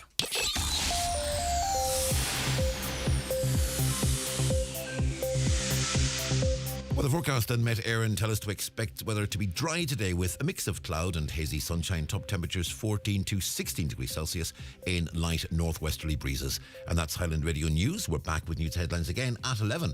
Until then, from the news team, have a very good morning. The obituary notice is for this Tuesday morning, May the 22nd. The death has taken place of Michael Orr, 132 The Cottages, Redcastle. Michael's remains will leave Liam Collins' funeral premises this evening at 6 o'clock, going to his home where you're welcome to pay your respects until 10 o'clock and tomorrow from 11 o'clock until 10 o'clock. Michael's funeral mass will take place on Thursday morning at 11 o'clock in St Columba's Church, Drung Quigley's Point, followed by burial in the adjoining cemetery. Family flowers only, please. Donations if desired to the Patient Comfort Fund at Nazareth House Fawn, care of any family member or Liam Collins, funeral director. Michael's funeral mass can be viewed live on stcolumbasdrung.net. The death has taken place of John Eddie McGlynn, 4 Ardcolumkill, Fintown, Donegal. John is reposing at his home.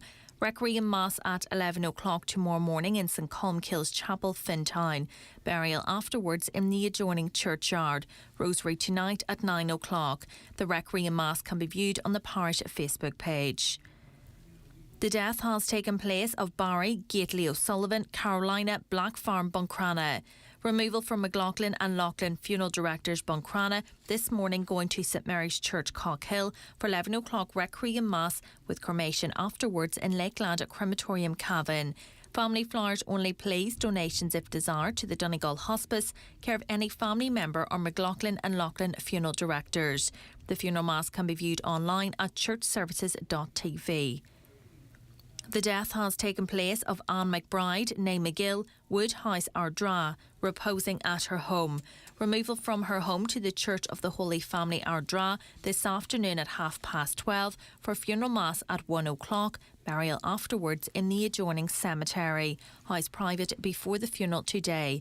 Family flowers only. Anne's funeral mass can be viewed live on mcnmedia.tv. The death has occurred of John McGonigal, Tirrawee, Glenealy. Funeral leaving from his late residence this morning at 10:30 for Requiem Mass in St Mary's Church at Bogan Kildaff at 11 o'clock. Interment in the adjoining churchyard. Family flowers only, donations in lieu of flowers if so desired, to Ard Avine Alzheimer's Unit, Carndonna Hospital, Care Liam Collins or any family member. John's funeral mass can be viewed live on kildaffparish.com. The death has taken place of Barbara Grimes, née Herity, the Glebe Letterkenny. Funeral mass in the Church of the Irish Martyrs, Ballyreen Letterkenny, this morning at 11 o'clock, followed by burial in the family plot in New Leck Cemetery. Family flowers only please, donations in lieu of flowers if desired, to the Friends of Letterkenny University Hospital. House private please at the request of the deceased to family and close friends. And the death has occurred of Kathleen Cassie Malloy, Maharabeg Burnfoot. Kathleen is reposing at her home. Removal this morning at 10:15 to St Mur's Church Fawn for Requiem Mass at 11 o'clock, followed by interment in the adjoining cemetery. Cassie's Requiem Mass can be viewed on churchservices.tv. For more details, including any family health guidelines for wakes and funerals, please go to highlandradio.com.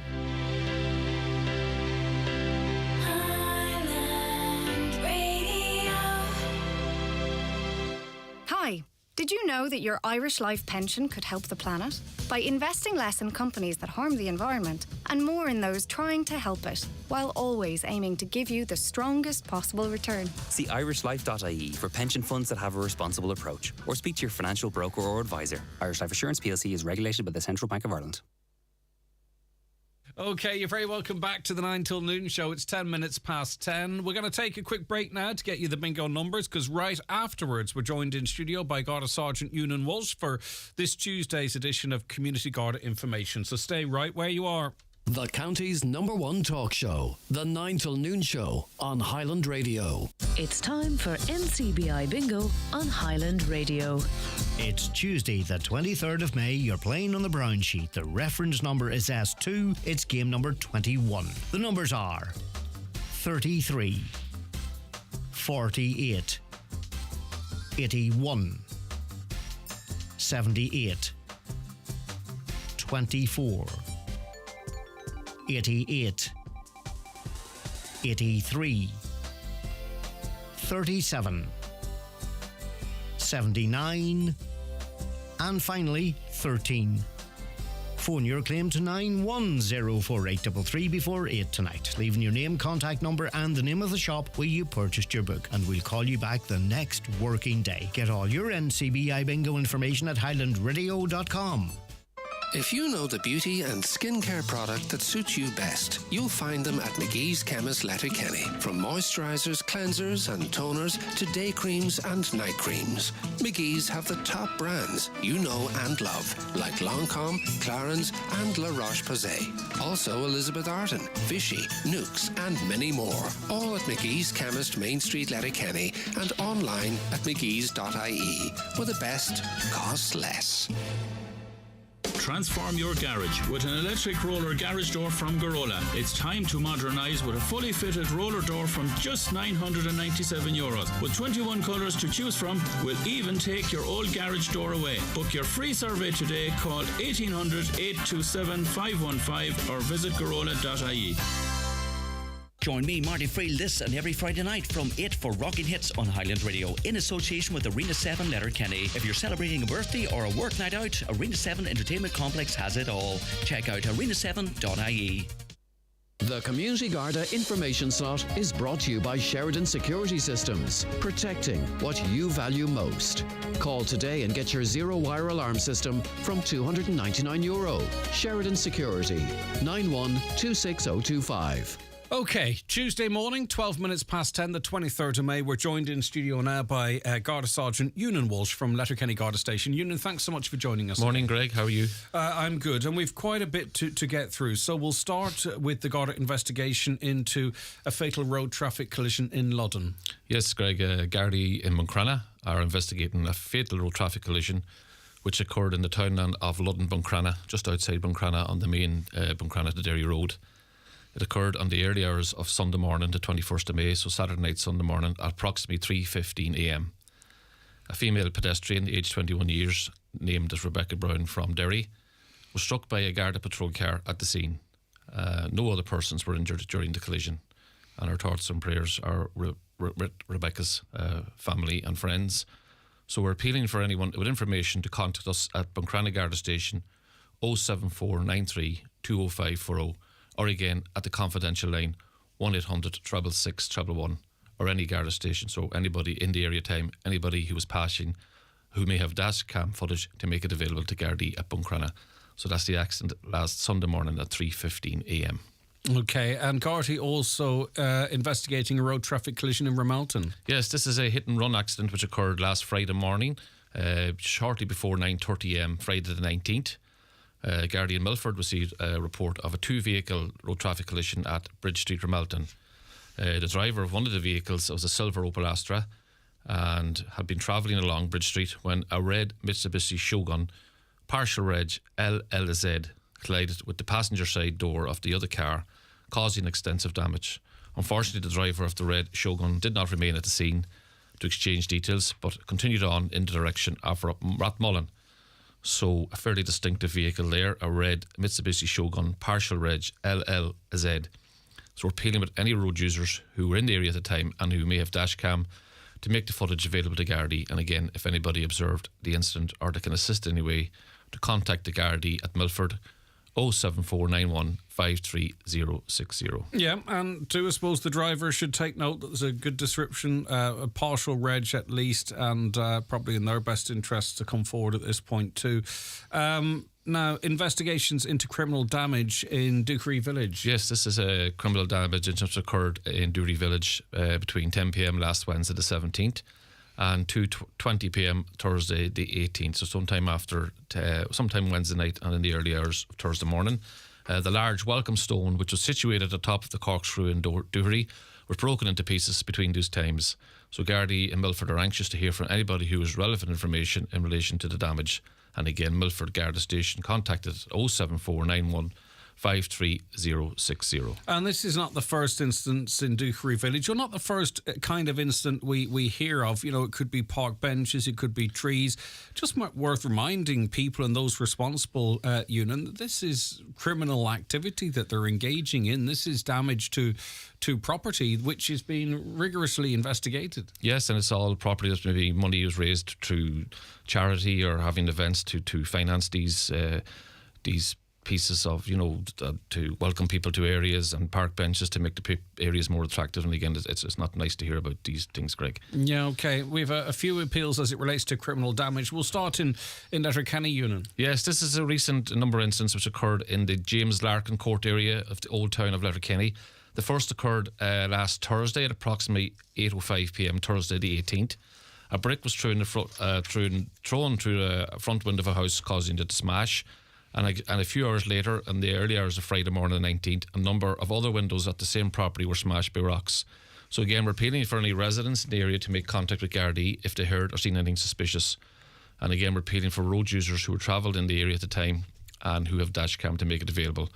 We are particularly interested, Greg, in any sightings or dash cam footage of a dark blue BMW with Northern Ireland registration plates, which was seen acting suspiciously in the area around those times. So that's a dark blue BMW Northern Ireland registration plates, sometime from 8 p.m. Thursday night, the 18th of May, until 1:15 a.m. Friday the 19th of May. Yeah, and people might have video doorbells and yes, security if cameras. Have it checked and make it available to us, please. Security cameras have never become more affordable now and easy to locate. Right, okay, St Johnston now, criminal damage appeal. Yes, again, this is substantial damage caused to a car in the Coshaven, St Johnston area at approximately 4:10 a.m. on Friday the 19th of May. So that's sometime Thursday night, Friday morning the 19th of May. 2 youths observed at the location, causing substantial damage to a car. We believe that they were wearing grey hoodies and dark trousers. Windscreen of the car was smashed, as was the rear window. And again, the wing mirror on the driver's side was knocked off, and the rear light on the passenger side also broken. We believe following incident, the 2 youths head off on foot towards the main Lifford to Derry Road, where it is believed that they got into a dark coloured car. So again, we're appealing to anybody who travelled along the main road past Coshaven around that time and who has dash cam to make it available to Gardaí at Letterkenny 07491 67100. So that's in the Coshie area of St Johnson, sometime last Thursday night, Friday morning, the 19th of May. Okay. A Presbyterian church in Convoy targeted. Yes, this is the Presbyterian church on the Letter Kenny Road in Convoy. Damage was caused to the roof of a porta-cabin to the rear of the church between midday last Saturday the 20th of May and 9 a.m. on Monday morning, sometime after midday on last Saturday. It would appear that the roof may have been jumped on a number of occasions, causing it to collapse in parts. So again, this may be more what we would consider antisocial behaviour causing damage to a property. So we're anxious to further this investigation due to the criminal aspect of it, but also in relation to the safety aspect. Behaviour such as this is criminal in nature, but is also highly dangerous. So appealing for anybody who have observed any suspicious activity around the church grounds over the weekend to make contact with the Gardaí at Kenny 07491 67100, or again the confidential line 1-800 666 111. Now, we are talking about a potential attempted theft of a vehicle in Letterkenny. Yes, this is a possible attempted theft of a car from the Ballymacool Woods area of Letterkenny. So sometime last Wednesday the 17th, between 12:30pm and 7:30pm. Window on the driver's side was smashed in the attempt to have the vehicle stolen, we believe, and the ignition was tampered with. So fortunately, the car in question was fitted with an immobiliser and the attempt was unsuccessful. So we're appealing for anybody who may have observed anything suspicious in the Ballymacool Woods area of Letterkenny last Wednesday the 17th. Again, to contact the Gardaí. Again, this happened in broad daylight. So we're hopeful that somebody may have some information for us to help our investigation, Greg. Okay, right, let's move on now. National Community Engagement Week, which includes property marking events. Yes, this has occurred this week. Events will take place across the Donegal division until this Friday 26th. It's a great opportunity to meet with your local Gardaí and community reps, discuss what is important to you.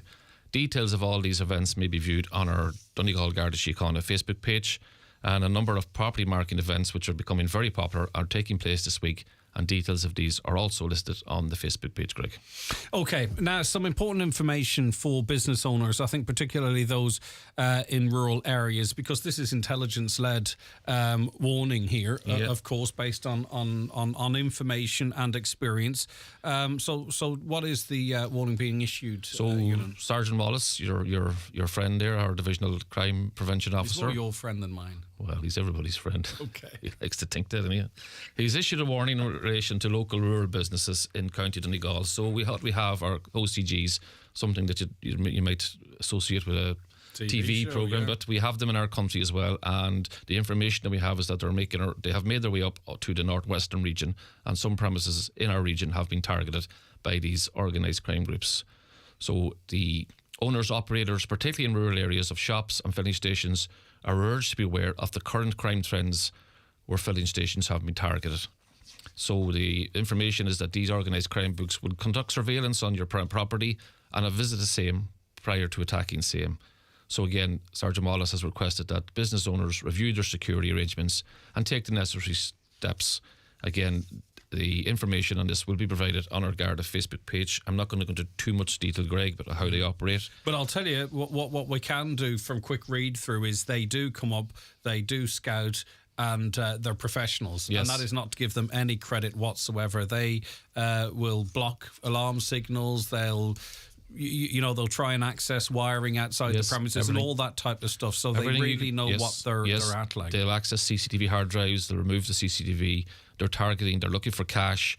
Office safes will also be targeted. So the crime of prevention advice in relation to how you secure a premise will be put up on our Facebook page. Yep, and it is extensive. And don't keep your hard drive on the premises. Yes, Sergeant Wallace can be contacted at paul.wallace@garda.ie for any advice, and he has indicated that if necessary, he will visit your premises for you. Okay, great stuff. And it is a very good service indeed. We had the pleasure yesterday of speaking to pretty much all bar one of the overall winners from the Donegal Garda Youth Awards. And I say it with a smile on my face, Ewan, because I mean it, like amazing young people. Yes, and I love this competition. We talk about it pretty much for 12 months of the year. And do you know what? Fair play, because it's such an important thing. Yeah, we want to congratulate them all. The Youth Awards, the winners were announced last Thursday in the Green On Theatre. So the overall award winners were The Individual Award, Dara O'Shaughnessy from Mulray College. The Special Achievement Award went to Adam Locke, St Columbus Comprehensive School in Glenties. The Group Award went to the student body from Mulroy College, and the Community Safety Award went to Donegal Youth Diversion Project. So the winners now go forward to be considered for a national award, and we wish them all the very best with that. Not putting them under pressure, but we have had winners at the national award every year so far, and we're hopeful that that will continue. So well done to all of the young people who were nominated for an award this year. And as always, it was very difficult to choose over winners. Each and every one of them should feel very proud of themselves, and wish them all the best in the future, Greg. Yeah, and that applies to each and every one of them that were even nominated, because every nomination is recognised, and I'm sure over the course of the next wee while we'll announce the opening of the awards for 2024. But Garda Sergeant Ewan Walsh, thank you very much indeed. Thank you, Greg.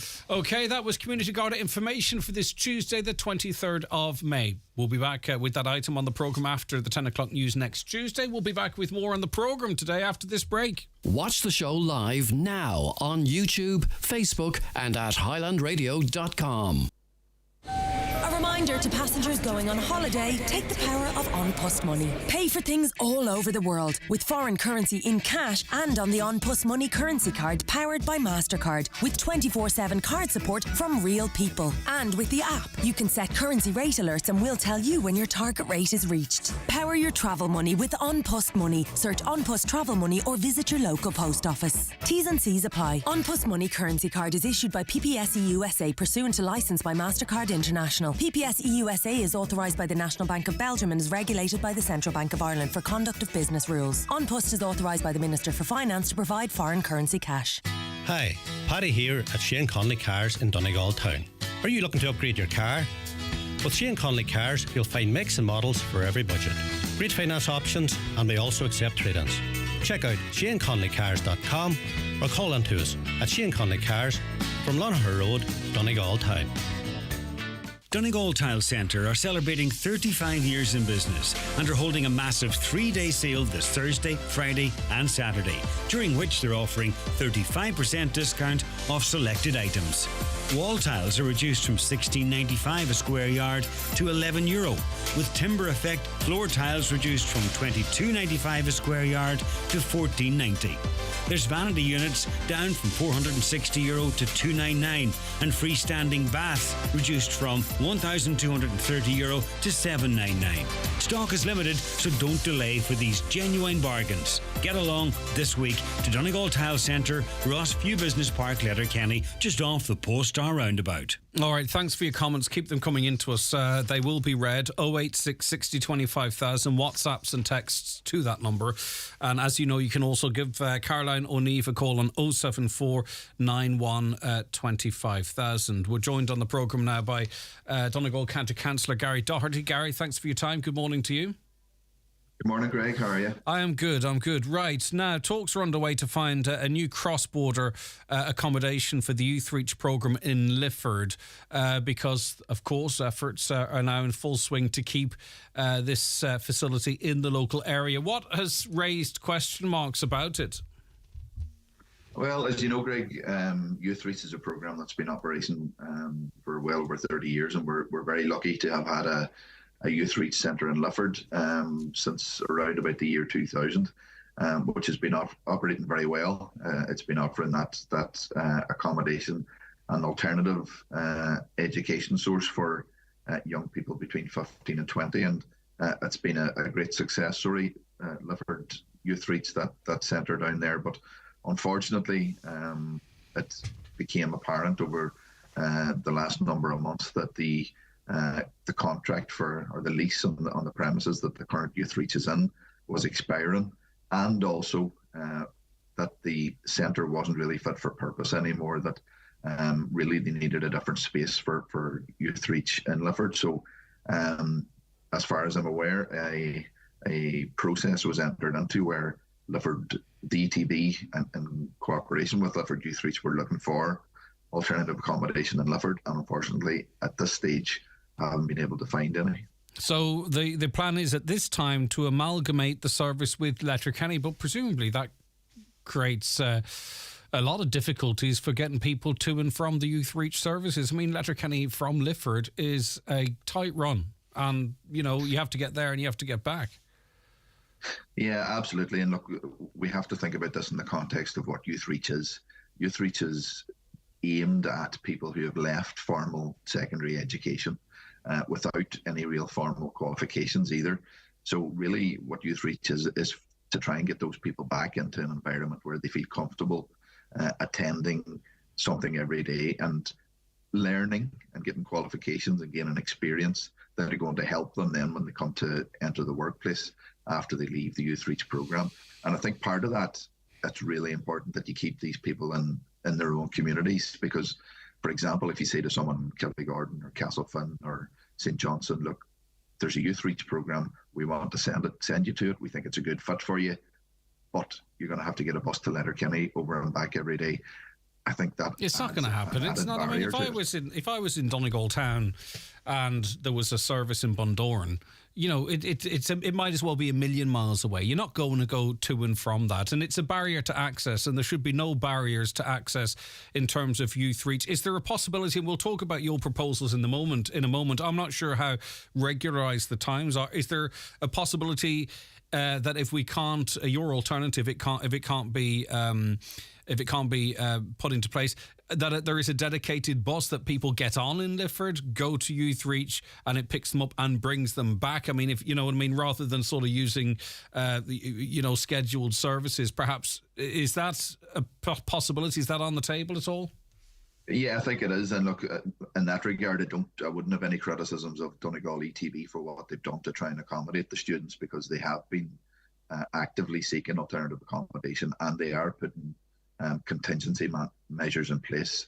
And I think the bus is going to be operational to take the students to Letterkenny. So, look, while I would commend Donegal ETB for the work in that regard and getting the bus sorted, it still doesn't negate the fact that they still have to get a bus from Castlefin, Kilgordon, Lifford, then all the way around to Letterkenny, over and back each day, which, look, as you say, I don't think it's practical.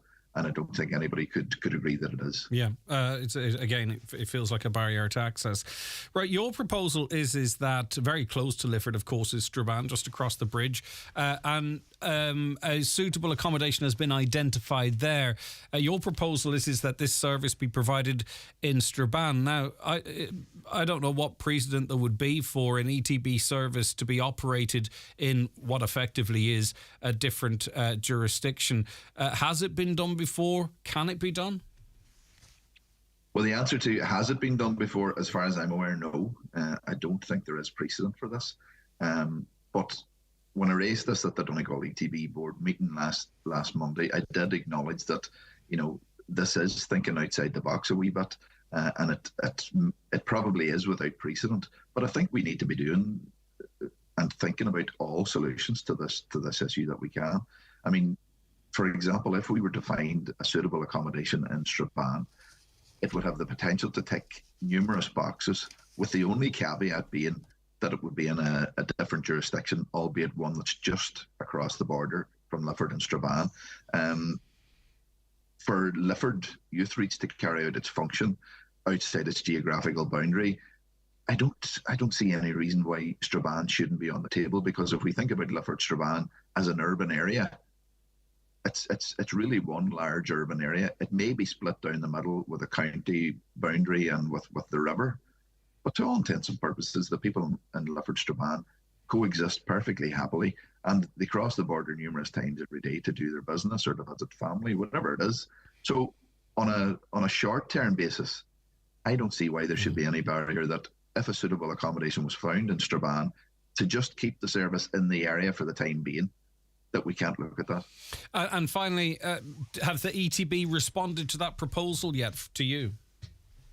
Well, again, I want to commend the Chief Executive of Donegal ETB, because when I raised this at the meeting last Monday, I was expecting a wee bit of blowback that, you know, they may throw various hurdles in the way. But no, the Chief Executive was completely open to it. And in fact, she said that it was something that she herself had considered, and that they were looking at the possibility of how we could go about leasing a short-term premises in Strabane. And thankfully, the Chief Executive has come back to me, and given that last week was very busy in the 6 counties with the local elections, we are now in the process of setting up meetings for 2 weeks' time to discuss a number of potential premises where we could house Lifford Youth Reach, which I think would be an incredible victory for us in the short term, just to keep the service in the area. All right, interesting. We'll watch with interest. OK, listen, thank you very much indeed, Councillor Gary Doherty there. A caller says, my father got a home insurance quote for 2023. It was €1,044. In 2022, it was 667, and in 2021, it was 510. This is increased by 100%. Is anyone else experiencing this increase, Greg? I would be really interested to know. Well, yes, I can tell you one person that did, me. And we also had contact from someone yesterday, and I can't remember the exact figures, but I think theirs went from 600 to 900, and then they got a quote for 500. And that was with an increased value in terms of rebuild costs. And please, whenever you are getting a quote for your home insurance, all right, you might think, well, how much could I get it on the open market? 150,000. You don't insure it for 150,000. To rebuild that house would probably cost you 200,000-300,000, maybe even a little bit more. So whenever you're getting your house insurance, please make sure that you insure it for the rebuild and not its current value. But anyway, be that as it may, shop around. There are websites online that you can put in your details once and it will tell you the cheapest. And I saved a couple of £100. The listener yesterday, I think they saved €300 or €400. Well, but please don't be brand loyal. Shop around. It's very, very easy to switch. I insured my house in about 5 minutes with a company sitting on in a car park halfway to work. I wasn't actually coming to work in the morning, but I was on my way up here, and it was really incredibly simple. It was all done on the telephone in a matter of moments. So it's not complicated to shop around and to switch. So please do. Some reaction to the piece we did earlier on in relation to the conviction of Richard. I'll come back to that in a second. The justice system is a complete joke, says this caller, when someone can go into a house, kill a young woman in front of her children and will probably only serve 8 years. Another, this was horrific murder. If you take drugs or drink, it will be manslaughter. Totally repugnant sentence. If this happened in any other country, this depraved person would never get out. You want to talk about him and not her family or her children. I would just, and particularly for people who have, mental health issues, and many people do, and they live their lives and they would never dream of harming anyone else. It just always, and I'm not talking about this specific case, I'm talking generally speaking, I think it almost does them a disservice sometimes when you read certain articles in that it is some sort of an excuse. Now, I know there is various levels of mental illness one can have, but it seems to be a very useful defence. Let's see. In relation to the topic being discussed about the tragic events in Killigordon, is there a question to be asked of the Garda as to how they handled the hostage situation? Could they have acted differently, resulting in a different outcome? P.S. I'm a retired member myself. I don't want to go the ins and outs of it, but I remember it at the time.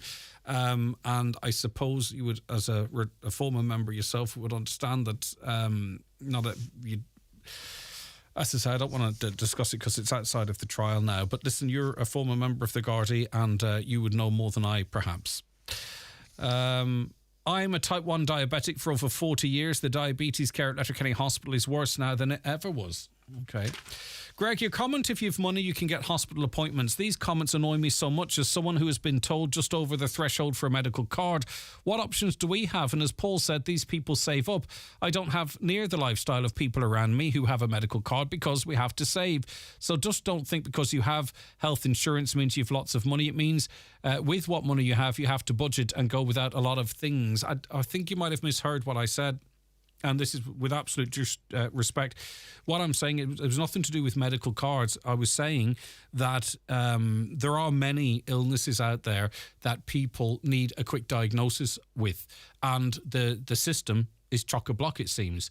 And you can go and get a private, pay to see a private consultant, and you can get a quicker diagnosis. It's nothing to do with medical health or how much money you have. It's a two-tier health system. If you have money, you can access private health care. This is not insurance. You can just say, you can just go and see a consultant if you wish. Like, for instance, a perfect example, and we are in May, which is Lyme disease month. and this will make my point better. So forget about medical cards. You could have someone who is going in and out of their GP. They can't get a diagnosis. They're being told it's absolutely this, that, and the other. They're taking different medicines. It's not working. And then they hear an article on this program or somewhere else that says, well, could it be Lyme disease? Now, you can't. You have to go and pay Professor Lambert down in Dublin to go and see him, to go and get your bloods tested in Germany and get a diagnosis. And if you have Lyme's, to be put on antibiotics. That's nothing to do with medical cards. That's to do with the way the health system works. That if you have money, you can. And as I said also in my comments, fair play. I don't begrudge that whatsoever. But I just wanted to highlight the fact that sometimes in this country, you get better services if you've got more money. I understand exactly what you're saying in terms of people being guilted for having private health insurance. Jenna McMonigal is the sister of Jasmine McMonigal and is on the programme with me now. Jenna, thank you very much for joining us. How are you and your mum and the family keeping? Hi, Greg. Thanks for having me on this morning. Yeah, we're doing okay. It's been such a long journey, over 4 years, and it's just kind of unbelievable today that it's over, you know. But and it was in stages, wasn't it, Jenna? I mean, obviously you had the terrible loss of your sister and the circumstances, which is incredibly difficult to, very difficult to sort of to work through. But then you've got this period in between it and then a trial, and you must feel like sometimes you're in some sort of a no man's land trying to process all that grief, but at the same time knowing that it all has to be revisited through a trial. Yeah, it's definitely like a bit of a limbo, you know, and you kind of get yourself psyched up to go to something related to the court or go to speak to the guards about something, and then you kind of bring yourself back again, and then before you know it, you're away again. So it's just a real roller coaster for sure. But it's as I said, it's just very hard to believe that it's kind of come to an end of this part of the journey. But it's been so long.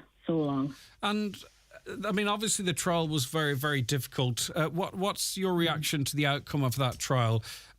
This person will serve 14 years, has already served a couple of those, and that sentence also automatically has 25% for good behaviour. Now, of course, the judge set a number of conditions for his release and for that last year being suspended. But what's your reaction to that sentence, Jenna? Over the past 4 years, if I've learned anything, it's that the law is very, very strange. We've kind of been prepared for this outcome. You know, it was a very strange way it went with the jury. The jury kind of basically had one option. But as far as the diminished responsibility, it's just very hard to wrap your head around the fact that, you know, somebody that had kind of said this on several different occasions, that he, you know, expressed that he would like to do this to my sister and then actually did it. And that, you know, it was a drug-related, alcohol-related, you know, could have affected his mental health at the time. And, like, these are things that he chose to do himself.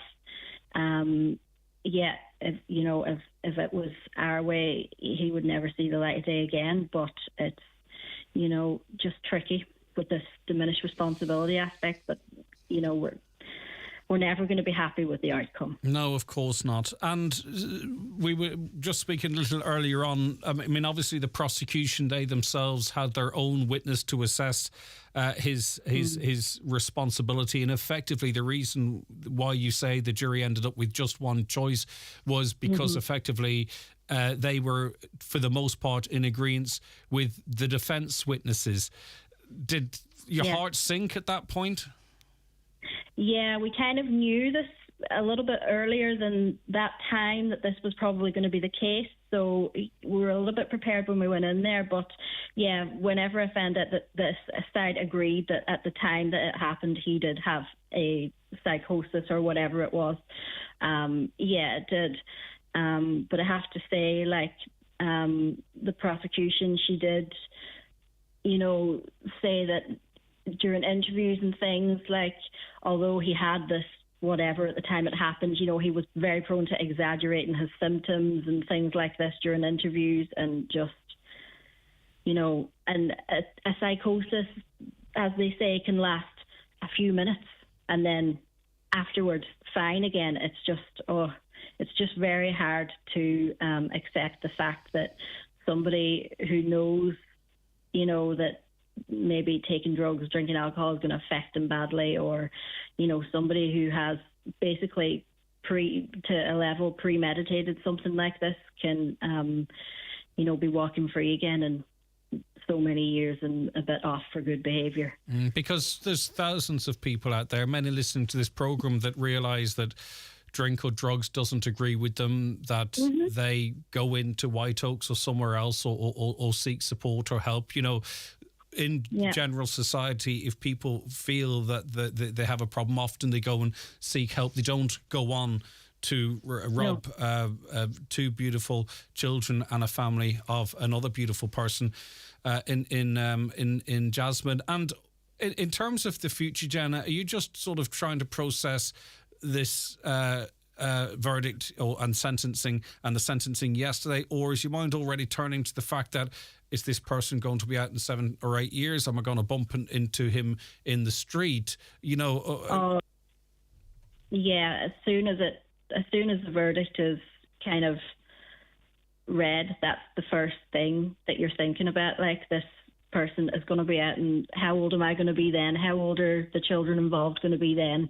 What am I going to be protected? What's he going to be thinking when he gets out? What's he going to want to? Who's he going to want to see? This type of thing. It's just all running through your head. Yeah. Can we remember? Go ahead.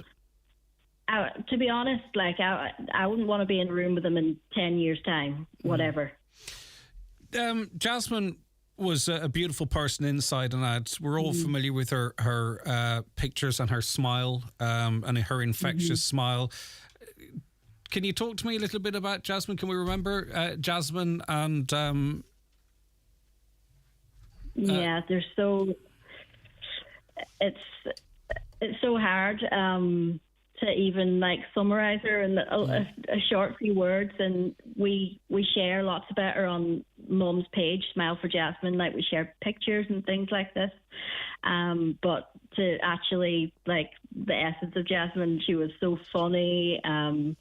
She was just such a great girl. She was so smart and so kind to her family. And I think as Mum had said before, like, she sponsored a child from another country, and she, at Christmas time, she'd be the person that you just have a mountain of presents from Jasmine.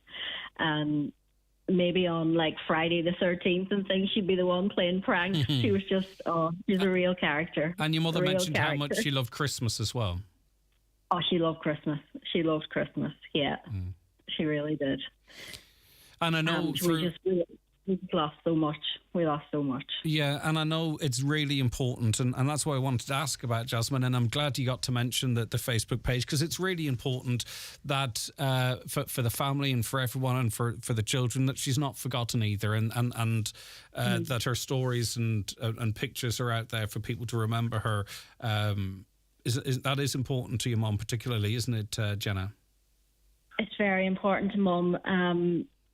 Whenever all this trial's happening and everything, everybody gets to hear the horrible details, and it's so difficult to imagine what she went through when this happened. And even for the family, you just get flashes and images, and you just want to be able to remember in a way that isn't so horrific, So it's so important, And I'm not sure if it's helpful or not, Jenna, but I know exactly what you're talking about, because even I, and I'm sure many people listening, even when you, at the time and in the weeks after, and we had your mum, I'm not sure if you were with her up here in the years afterwards, and beautiful people.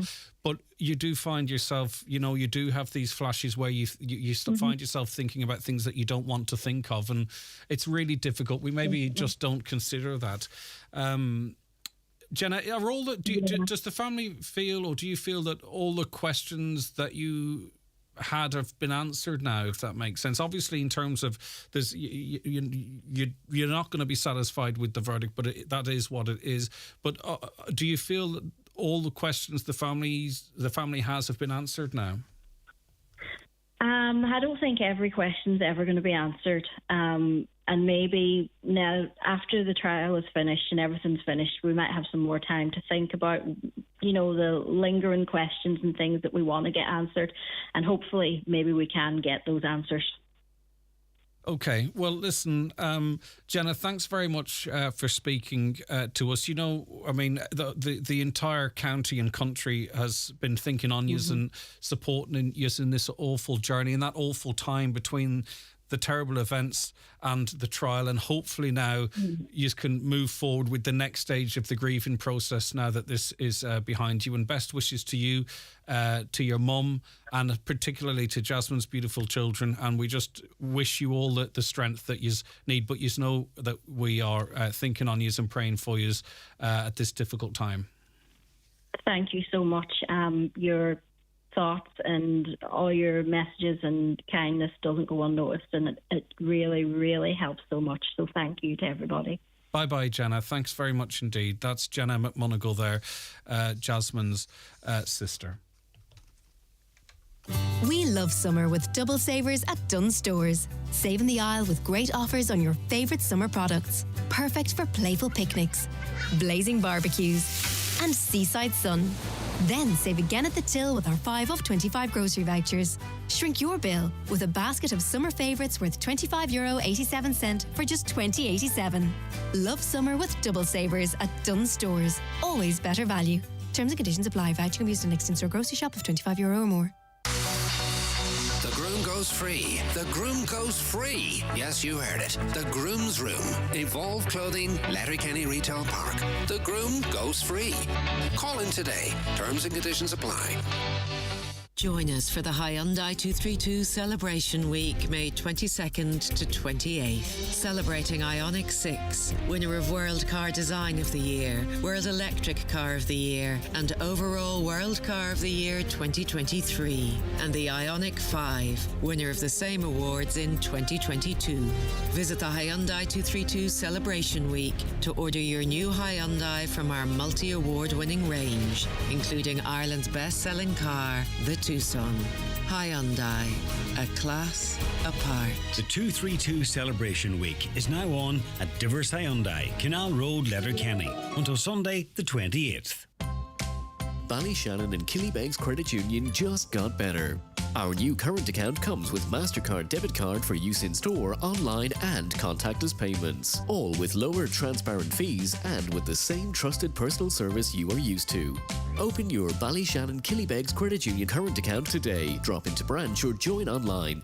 Terms and conditions apply. Visit bkcreditunion.ie for details. Ballyshannon and Killybegs Credit Union Limited is regulated by the Central Bank of Ireland. Lots and lots of support coming in for Jasmine's family, as you can imagine, and thank you to all of you, and we'll pass them on. God bless the McMonagle family. May God give them strength and courage, especially her beautiful children. We are all thinking and praying for you all, says a listener there. If you're planning to commit a crime, remember to first form a drug habit to affect your mental capabilities, thus giving you a perfect defence. Alternatively, accumulate €10,000 to offer as compensation to your victim seems to be the way to beat justice today in this country, feels a listener there. Bring back ward sisters. Hospitals will run much better than they are now. So that comes in every time we talk health. I understand where it comes from. With respect, there is no point discussing the budgets and running of LUH with county councillors. They have no power, though Councillor Jerry McMonagle is on the Regional Health Forum, so he does get to question Cialta representatives directly. So I take your point, but in this instance, we were speaking to him in the context of him being on the Regional Health Forum. But this caller goes on to say they have no power without council executive permission, let alone Department of Health issues. They simply waffle about the issues to higher level wafflers in the Oireachtas. The neglect of Donegal for health services, particularly heart and cancer services, is disgraceful. Renting prefabs that are permanent, a digger for floods and allowing the money raised from car parks make no economic sense. Money that could be used to pay for necessary consultants. Let me see, is there more on that issue so I'm not skipping from one issue to another? Went to Rathmullen Beach yesterday, went to the toilet, and when I was finished there was no toilet paper in either toilet. Had to ask a lady to get me paper from the ladies' toilets. No toilet paper in the men's. We definitely are noticing a huge difference in bringing up our youngest child compared to our older children. We bought 5 items that we consider necessary items this week. It cost us just under €50. The cost of child rearing is worrying. I'm very worried. We had to pay €240 for a private consultant for a health condition on another child, but we can't afford the medication for him at the moment.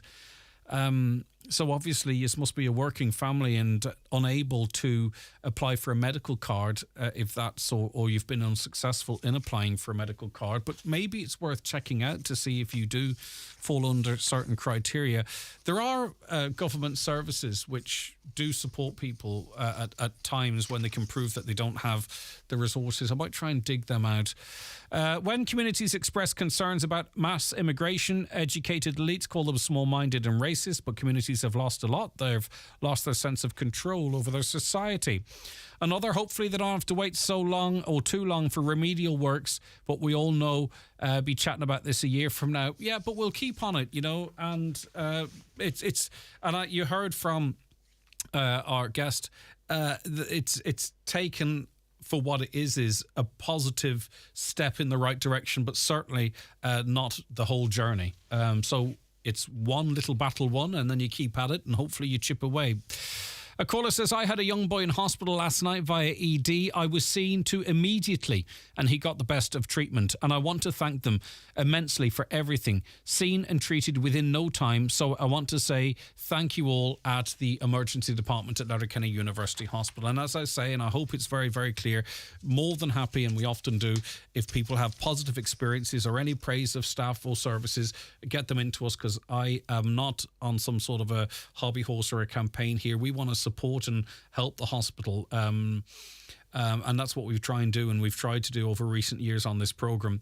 Having to get a cardiac scan done, going private and paying over €500. I don't really have the spare cash for it, but don't want to wait. God knows how long it would take to get it in the public system, and that's a perfect example of what I was trying to say a little earlier on. So thank you for helping me sort of articulate that a little bit better. It's 15 miles from Lifford to Letterkenny, but the problem is those children who first have to travel to Lifford from other areas like Castlefin and St Johnston. Does Youth Reach not have its own transport? And I got the impression from the conversation with Councillor Doherty that transport would be provided, as you say, from Lifford, but the young people would have already had to got to the centre in Lifford in any case. So hopefully a bus is put on from that centre where people were already getting to and from Letterkenny. But it seems the ETB are looking favourably at the proposition of locating those services in Strabane. Right, quite a good reaction to an Instagram poll we put up on the programme yesterday, or on our Instagram yesterday. We asked, should restaurants still apply a service charge? Because that was off the back of a chat with Brian, who said that he had a 10% service charge put on his bill. So we asked you, the great public, to have your say. 12% of you voted yes. Restaurants should still apply a service charge. 88% of you, though, voted no. Agnes said, no. Food in restaurants in this country is dear enough without having to pay a service charge, and most restaurants expecting tips too. Rebecca, she had her say and said, with the times that are in it, people are struggling enough. I do appreciate all the hospitality staff. It's one of the hardest jobs, especially during the summer. Sadly, these services charges make me stressed about going places, as I don't think I can afford it. I do always tip with whatever I can afford, and that's the key, you see. It's at your discretion. Right, okay. Coming up after 11, we've got a lot coming up on the show, but we're going to be speaking to Martin McFadden. He's an addiction counsellor, and we're going to be talking again about a topic we've discussed on this programme before, and it's an important one, and that is the huge increase in cocaine use across the region. And he's got some interesting views on it. He believes drugs are here to stay. So what's he suggesting we do? I don't know. Wait and see.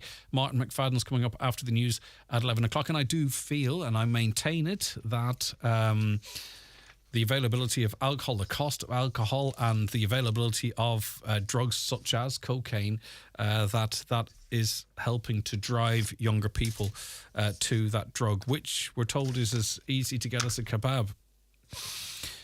Obviously, this caller says the government are more concerned about the revenue from the sale and use of alcohol over the health and well-being of society. Imagine an addictive drug that through abuse and overuse can be so damaging it's completely legal and freely available to everyone. Yeah, indeed. And I heard the health minister commenting on this yesterday. He says what they want, what the government want, interested in your views on this, he says, we're not going to tell people how to live their lives, but whichever way you choose to live your life, you should have the knowledge of what damage it could be doing to you, which I thought was quite an interesting comment. Beat your personal best with top brands and premium running footwear from Michael Murphy Sports in Letterkenny. There's new arrivals from Asics, New Balance, Brooks, Adidas and Under Armour in a range of structured and neutral styles. There's also free next day delivery on orders over €85 at michaelmurphysports.ie. Preparing for a special occasion? Sorrento Shoes has the finishing touch. Shoes and bags in pastel shades, bling or classic neutrals. Sorrento Shoes. Available in all leading shoe stores. Itchy eyes, running nose, wheezy and mean hay fever is back on the attack. As pharmacists, Brennan's have a wide range of allergy remedies to come to your rescue. And we can advise you on how to lessen those hay fever attacks. So come in for a chat and we can talk through your options. In private if you like. You'll be back to enjoying summer in no time. For expert hay fever advice you can trust without the wait, we're always here for you. Just ask at your local Brennan's pharmacy. The world awaits you. Make that dream your next adventure. Cruise the Caribbean. Sail from Crete to Corsica. Soak in Santorini sunsets. Dine on the shores of the Indian Ocean. Stroll through cobbled streets for hidden gems, or bring the little ones to a magical wonderland. Trust the award-winning Atlantic Travel to guide your next adventure. Step through our doorway to the world. Atlantic Travel, Letterkenny.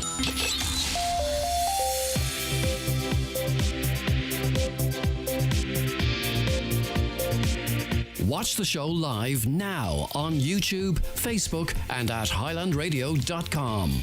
OK, it is 11 o'clock. It's time for a news update, and it's good morning to Michaela Clark. Thanks, Greg. Good morning. The sister of Jasmine McMonigal says it's hard to comprehend the sentence handed down to Richard Burke yesterday. The 32-year-old from Killygordon has been sentenced to 15 years in prison, with the last 12 months suspended for the manslaughter of Miss McMonigal in 2019. He was found guilty of manslaughter by reason of diminished responsibility in March. Gardaí in Buncrana have renewed their appeal for information in relation to a road fatality at 3:15 on Sunday morning. 21-year-old Rebecca Brown from Derry lost her life when she was struck by a Garda car. Meanwhile, Gardaí are investigating a hit-and-run incident on Ramelton's Bridge Street on Friday morning last. A red Mitsubishi Shogun with a partial registration of LLZ collided with another car, but the driver left the scene. Gardaí are seeking information and dashcam footage. Remedial works are set to be carried out at Letchermack Ward Health Centre. The HSE has confirmed that the facility will be open and available to the local community. A petition was launched earlier this year in a bid to retain GP services in the area. And Inishowen Council believes the peninsula is being ignored when raising questions over possible gaps in the fire service. Councillor Martin McDermott asked for clarity on the number of times the Northern Ireland Fire Service responded to call-outs in Donegal last year. However, no response has been forthcoming to date. The search of a reservoir in Portugal by police investigating the disappearance of Madeleine McCann is underway. Divers were seen entering the water at the dam in the Algarve this morning. Gardaí now believe that the smashing of a welcome stone in Duherry is an act of criminal damage. It emerged last week that the stone at the top of the corkscrew had been significantly damaged, and it was initially thought it had been hit by a vehicle. Meanwhile, Gardaí are appealing for information after damage was caused at a Presbyterian church in Convoy over the weekend. Gardaí say it would appear the roof of a porter cabin on the grounds to the rear of the church on the Letterkenny Road was jumped on between midday on Saturday last and 9 o'clock yesterday morning, causing it to collapse.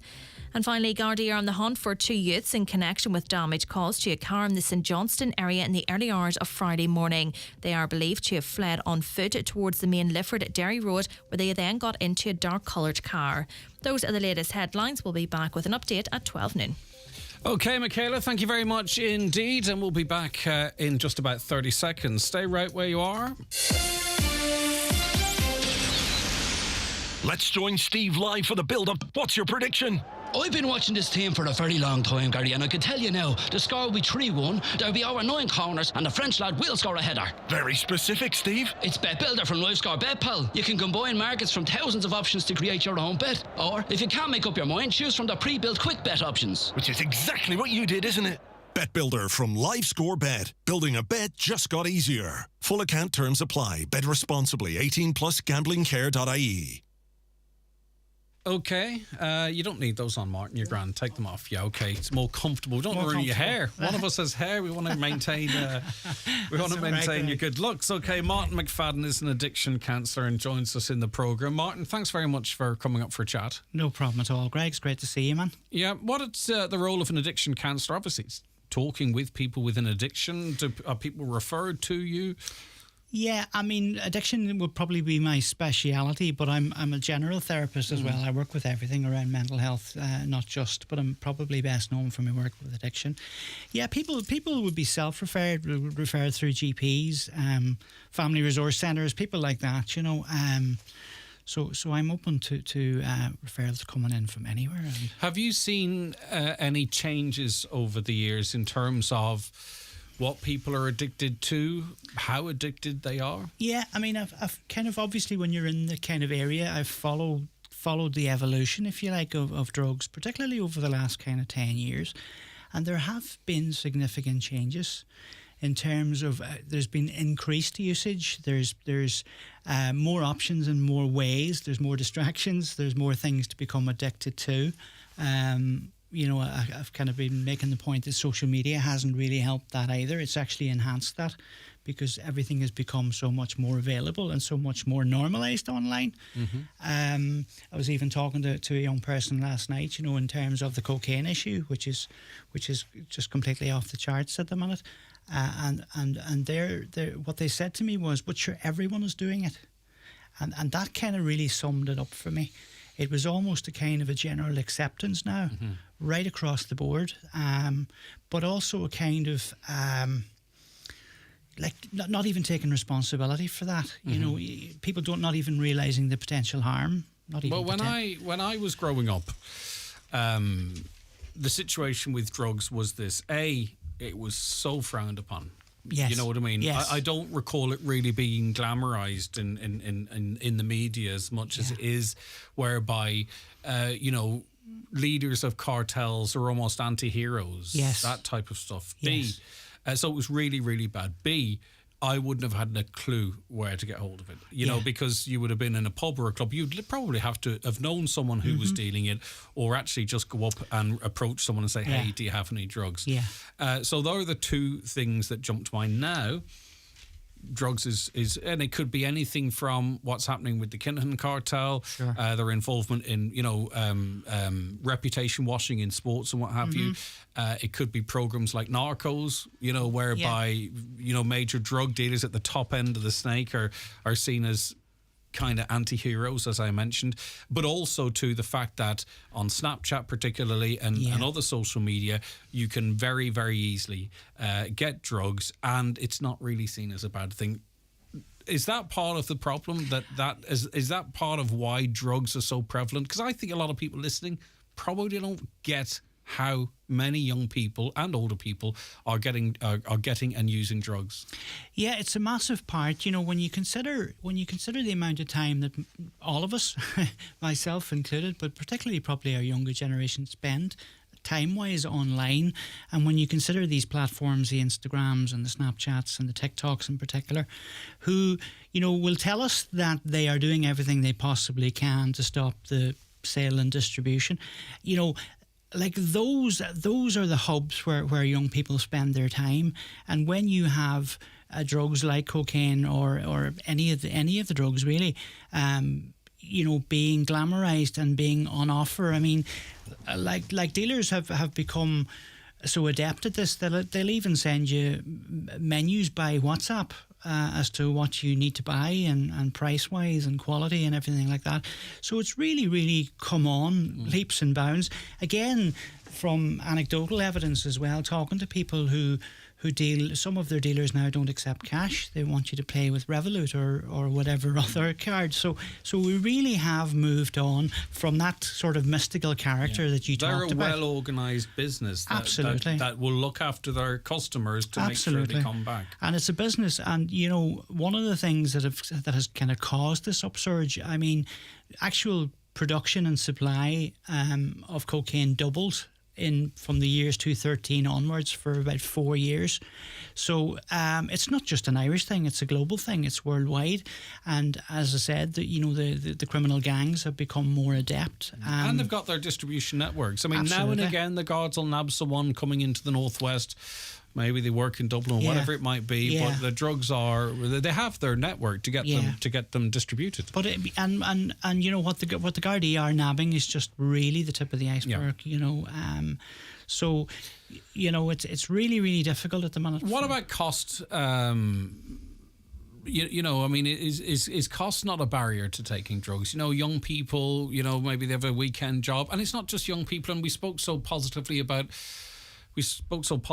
young people on the programme yesterday, and I don't want this to be a pile on young people, and neither do you, Martin. But we as adults have a responsibility to make sure the small group of them, although big in number, are helped. But what about the cost side of it? Is cocaine use not an expensive? It is an expensive drug, particularly when you consider that the actual hit you get from cocaine is short lasting. So I mean, the effects of a line of cocaine can wear off well within an hour. So again, if you're like me, you'd be looking for another hit fairly quickly after that. So if you're doing a few lines of coke per night, then it's costly. And I suppose, do we know how much? Well, you're talking about up to €100 a gram kind of thing. It varies. So how many lines might you get out of a gram? You get a few lines, but there's people who would be doing... But my point is if 3 or 4 people, young people, got together with low sort of resistance and they put 30 quid each in, they could probably make quite a few thin lines and have a night out. Yeah, more cheaper than they might on booze. Well, I'm not trying to promote it. I'm just trying to have a full-on real conversation about what might be happening. Well, yeah, and the argument too, Greg, and a lot of people will tell you, is it's considered a cleaner drug in terms of, like, you don't have the same level of hangover and you're not sick and you're not kind of all of that sort of stuff. And it's probably not as apparent or visible to people. So, I mean, if you're showing up to work in the morning, you're not seen to be hungover as such. So it's a cleaner alternative for younger people, and again, as you rightly say, we're not here to demonise young people. I love young people, I love working with young people, but by the very nature of their youth, they don't always make the most informed decisions. No, but we do, and neither do we, because I remember us having a conversation on this programme 3-4 years ago. I can't remember how long it was, and it was talking about cracking down on drink, right, and minimum unit pricing of alcohol, which I'm not saying is a bad thing, right? But I said at that time, I says, okay, that's grand, right? We need to do that, but what are we doing about drugs? And the person, I can't remember exactly who it was, said to me, well, what do you mean? I says, well, every action has a reaction, and the more expensive or difficult you make one addictive substance, but addictive in a different way, then you are going to drive people to alternatives. Yes. And we should have at that time been going, right, okay, we're not saying this is causing what we're talking about. So in other words, I'm not blaming young people. No. I'm blaming people that make the decisions that we set up a situation that perhaps turns people from booze to drugs. We're on the same hymn sheet, Greg. I remember when you talked about that back then, and I thought the minimum unit price, and as a standalone measure, was not in any way effective. I mean, it was obviously targeted at young people and problem drinkers. But people invariably in addiction will find the money somewhere. If you're an addict, that's what you do. If you're an alcoholic, that's what you do, and something is going to suffer. Like alcohol, is the majority of cocaine users casual users? In other words, they'll go out at the weekend, they'll take cocaine, and then they'll carry on the rest of the week not take any cocaine. And then obviously the same with alcohol. But then you'll get people that feel that they need to function with it. Is there that kind of a breakdown of usage as well? Well, the more people you have using, and the greater increase in that, the more people you are who are going to become psychologically and physically addicted. So I mean, cocaine traditionally was kind of associated with white collar and people who would function that way. But because it's really gotten into society now, right down through every town and hamlet up and down the country, it's no longer that, it's there. So the more people that are using, I think my point is the more people who are going to become addicted, and the more problems that you're going to have that comes with that. So, you're going to, I mean, I'm listening to you coming through the gap and listening to Jenna there as well. I mean, drug-induced psychosis, that kind of stuff, that's all coming down the track. We're reading about people in news outlets about people being, jailed for drugs. I mean, all that kind of thing, it's going to be commonplace. It is commonplace, You believe, at this point, do you, and you can put it into your own words, that cocaine use is so wide and its availability is so widespread that it's not going to be eliminated, that particularly with the resources available to Gardaí, and we've seen the dwindling resources in the drugs unit here, that there's no point us pretending that in some way we can police drugs out of society. Is that an assessment of what you're saying? That's fair enough. I mean, somebody was asking me the other day what was plan B, and I said, well, we don't even have a plan A. And we never did. We've taken a very hardline judicial approach to drugs from day one, but it hasn't worked. This war on drugs that's always been talked about hasn't worked. I mean, I've been advocating for years for a health-led approach towards this, because the judicial approach is not working. I mean, Minister Simon Harris stood up in the Dáil in February and talked about you and I, or whoever goes out at the weekend and does a line of coke, being responsible for financing the drug cartels and everyone else. And he also talked about putting further Gardaí into nightclubs and pubs undercover. I mean, that boat has long since sailed. In this day and age, in this day and age, you could say that things have changed now. You could say that every pint that you buy feeds into a big, massive global drinks industry that's responsible for A, B, C or D. People don't trust big business. That argument, I don't think, is going to win any support, because there's a general distrust of big business and what have you. So I understand his sentiments, but I think he wasted his breath there. I think, I really do think, what I've been advocating, drugs have been around since the beginning of time, and as has drink. It's a deeper societal issue. We should be asking, not so much about the supply, but the demand. Why are people needing to escape the way they are? Why are people getting off their head every weekend on cocaine or drink? What's that all about? That's the stuff we should be looking at, and should have been looking at for a long time, and try to understand that, rather than to shift blame and kind of focus on that. People, like I said in a recent article in the paper, good people sometimes make poor choices. It doesn't make them bad people, But you see, the message isn't clear, because, you have ciggies, really, really bad for you. Drink, good for you. Let's open pubs wider. Drugs, really, really bad for you. You get where I'm coming from. I do. It's kind of like, we cherry pick what we see as good and bad. And I want to get into the nitty-gritties of I'm actually going to ask you to put the headphones on now, Martin. We're going to get into it a little bit more about what a health care-led approach might actually sound like or feel like. But I want to say hello to Pamela on the show first. Pamela, hi, how are you? Good morning to you. Hi, Greg. Yes, I'm very well, and I just want to put it across to everybody about drugs, that how well known they are, that the people in the street knows where they all are, but that there's nobody higher up that can go and do something about it, and there's nowhere here in Derry or beyond for any young person to go whenever it's really bad. You're very sadly. Greg, I could name them all. I could name all the drugs, because I kept them here during the COVID. I kept him here to make sure that he was clean and that he was fed and everything else. And one of the days when I would spend time in the bathroom or spend time out in the outhouse, out in the yard, I would be calling, "Where are you? What are you doing?" And one of the days in the bathroom, he says, "I'm all right, I'm here." And he opened the door. Now, this is a boy of 39 years old. right? And I just treated him like, because he was my youngest son of 9, right? And I opened the door, and all this froth was coming out of his mouth, and I said, "What are you at?" And he says, "Nothing, I'm just..." And I said, "What have you in your mouth?" He had the tablets, denture tablets that you steep your teeth on. He had them in his mouth. He was eating them. Just in Out of the search drawer in my for bathroom. drugs. Now, your son Stephen, very sadly, you lost him a year ago I lost to Stephen, drugs. and 6 weeks before that, Greg, I lost my firstborn grandson, John, I'm so sorry to to drugs hear as that. well. John was in a house and found dead, and Stephen was in a house found dead whenever and it was in totally 2 different parts of the city. And you're that- quick to point out too that, you know, people, when we talk about this, they just go, "Oh, it's their own fault," or "They're a scumbag," or whatever it might be, and yeah, you don't that's think right. that That's what tells I the said full to Caroline. story. I said, they'll say, "Don't you be running about with him." That's scumbags. They're not scumbags. None of those young people are scumbags, Greg.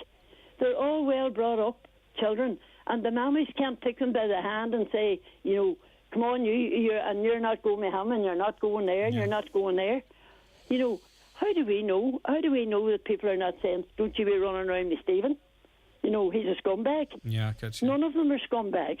They're wee critters that are caught up, and nobody to bother about them. Do you know it's one of Stephen's? I could name them all to you, Greg. That one of them, the fentanyl one, was a patch, which whenever I phoned the doctor a few times and I was told, "It's an adult, I can't talk to you." Yeah. And I said, "But I'm his voice." I said, because there's nobody else going to be a voice for him. And he was getting the fentanyl patches, bringing them home here to my house, cutting them into 4 with a pair of scissors, and eating a quarter of them as the day went on through the day. He ate them. He didn't put them on his arm. And his drugs journey started with smoking, and it just escalated from there. Is that correct? What did you say there, Greg? I must have No problem. I right. think there's a radio on in the background, which might be a slight distraction. Stephen started smoking. He started smoking cannabis initially, did he? He started off with cannabis, right? And then, of course, he didn't. I would say he didn't like cigarettes, and he didn't like drink. But I used to say he didn't like drink because it interfered with the drugs. Yeah. You didn't have the money for the 2, so you got the drugs instead. Greg, do you know what he used to go over the border in a taxi? And he used to pick up a package from a post office over the border where they were ordered online, the blues and the yellows. Wow. And he brought them in here one day, and he swung it open. He didn't take his time to open it right. Over my worktop, they all these, and here's me. Sacred Heart of God, where did you get them? Do you want a wee sweetie? He says, yellows and blue tablets. There was about 500 of them in a package that he ordered on the internet. Wow. Pamela, You tell me that they can't detect those coming through a post. Yeah. You've been through so much, Pamela. Where do you get your strength? I don't know, Greg. I really don't. And there was a thing on YouTube was put up. A fella did it as he thought in good sense for the people, which wasn't. Because what I didn't know, that he had been to Stephen's house and did this video of Stephen, and if you'd have seen the dirt of the house, all lying around the floor and all over, you would have thought Stephen was somebody that wasn't cared for and didn't look after himself. And we went up there more times than enough and found him nearly dead. So tough on you. And I would raid up the house and try my best to do what you could with and we bought him more stuff and enough. And do you know what it all started with, Greg? I'm telling you this true now. Stephen started out with a lovely wee girl who took sick, and she was taken to the Royal. And he went and he spent his time with him and the mammy to the Royal, spent the time with the wee girl, and one of the days they were told, "Take her home and let her die in peace. We can't do any more for her." And Stephen brought her home, and he went through the internet and he found Dr. Han Gretinger in Tübingen in Germany. And he explained the whole situation, and he had to send on all the medical records in. And Dr. Han Grettinger says yes, that she was a good candidate for him because she was only a baby. And Stephen and his partner went in an aeroplane to Tübingen in Germany, spent their time with her, and Stephen's stem cells saved her. And it was through all the goodness of the people in Donegal and Derry and Afar that paid in a fund to pay for that. But then during the time that he was there, they were smoking this dope, and then the dope went from that to something else then with Stephen. What a remarkable story. Got greater and greater. All right. But he cared for that wee girl, and she'll be 18 now next week. Lovely. Okay. Pamela, again, sorry for everything you've gone through, and thanks for helping us understand. I really appreciate it, and it's No clear problem, that you but there's just nowhere for them, Greg, and it's time that these people that are running round doors asking for your vote, let them get up and see where it's all coming from, and let them provide a place that they can go to. And I know they have to be willing to go as well. They have to say, yes, I want to go. But whenever the place is away in Newry or somewhere like that, there's no way that they're going to go to Newry. Okay. You know. I get you, Pamela. It's too far away. Thank you very much for your time, and condolences to you again. We're also still in the company of Martin McFadden, addiction counsellor, but I just want to bring Sheila into the conversation. Sheila, good morning to you. Sheila, can you hear me okay? Yes, I can, yeah. Okay. What's your situation at the moment, Sheila? Well, my daughter has been drinking a lot weekly. You know, at night she would go down the town and get some drink and come back very drunk to the house. And then I could take no more, so I went to the GP and they referred us to addiction counselling, and she's at that now. I don't know if it's like it helps her, but she tries to tell me now that she doesn't take any drink, but I think that she's actually turned to taking some, weed and I don't know what else, Yeah, you have your suspicions, but you don't know. You think she's switched alcohol out for cannabis or cocaine. Well, Martin's with us here now. Martin, I mean, obviously, that's a tough one, and I know Sheila's doing everything she can to keep her daughter safe. It's tough, but how can she ascertain that, or what would your advice be to Sheila? Yeah, well, I mean, firstly is to be and remain, Sheila, as supportive as you possibly can. It's a difficult situation to watch somebody you love, fall down that spiral or that hole of addiction, and quite often people will leave down one drug and pick up another, and that's a fairly regular occurrence, and usually they end up back with their drug of choice anyway. It's just to continue to be supportive, and if she is attending addiction counselling, that's a good thing.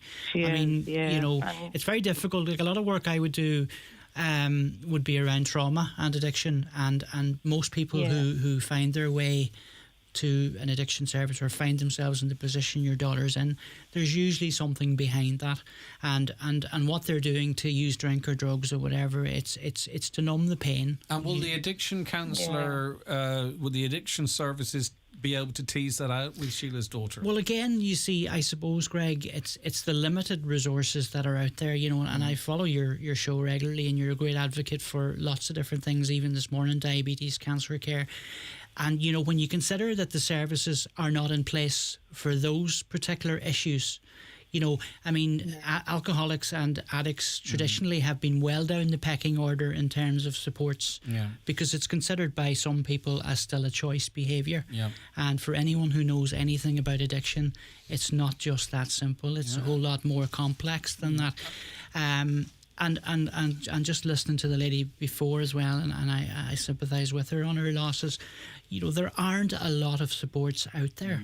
It's very, very difficult, and it's becoming even more difficult now because of the number of people who are cross-addicted. Yeah, and Sheila, from your perspective, obviously this is your baby, and you want to do everything you can to protect her. Are you getting enough supports to help her through her addiction at this point. Yeah. Okay, good. Yeah, and she's are getting you a lot of counselling. Do you?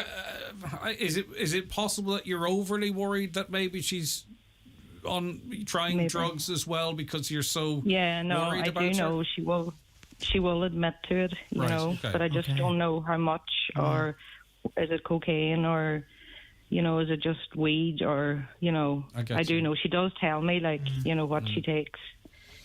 Yeah, I suppose, you know, it's a pity that there isn't more sort of support for family members out there in terms of even, you know, education around it and what to look out for and how to manage that.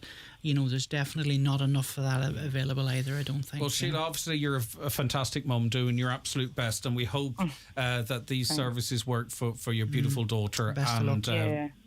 If we can offer anything else, not on air or off air, get back in touch with us in case we can do anything to put you in contact with other. I don't want you to feel alone, because I presume it feels very lonely at times, even when you've got people around you. So if there's anything we can do or whatever, I don't know what it might be at this time. I just don't want you to feel that when you get off this phone call that's the end of it. You know, we can try and help if need be somewhere else down the line, if that makes sense. Yeah, that's great. Okay, Thank just you. so you don't feel as lonely as it can feel. Thanks, Sheila, who's obviously a great mum.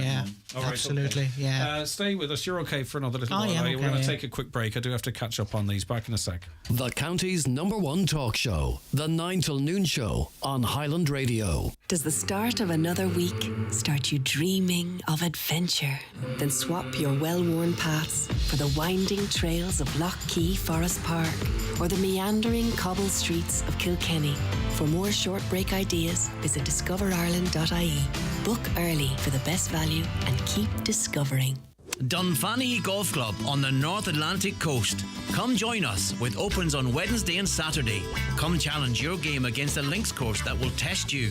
With incredible value and great prizes, put Dunfanny Golf Club on your playlist this summer. To book, call 074 9136 335. Dunfanny Golf Club. Just magical. If you're a cancer survivor, be part of Relay for Life Donegal. Come along to the event anytime from 5 p.m. on Saturday the 3rd of June to 5 p.m. on Sunday the 4th at ATU Donegal campus in Letterkenny. See Facebook for more details or email relayforlifedonegal@gmail.com. Relay for Life, celebrating cancer survivors and supporting the fight against cancer. Hello, I'm David Foley, medical herbalist. Are you suffering with stress, anxiety, insomnia? Then ask for Irish Botanica Peace and Calm, a traditional herbal remedy. Irish Botanica Peace and Calm has a naturally relaxing effect, ideal for stress, insomnia, jet lag, and pre-exam anxiety. Call us a natural way, Letterkenny Shopping Centre for more information. Highland Radio time checks with Expressway. Travel Route 32 from Letterkenny to Dublin when you book online and travel for less.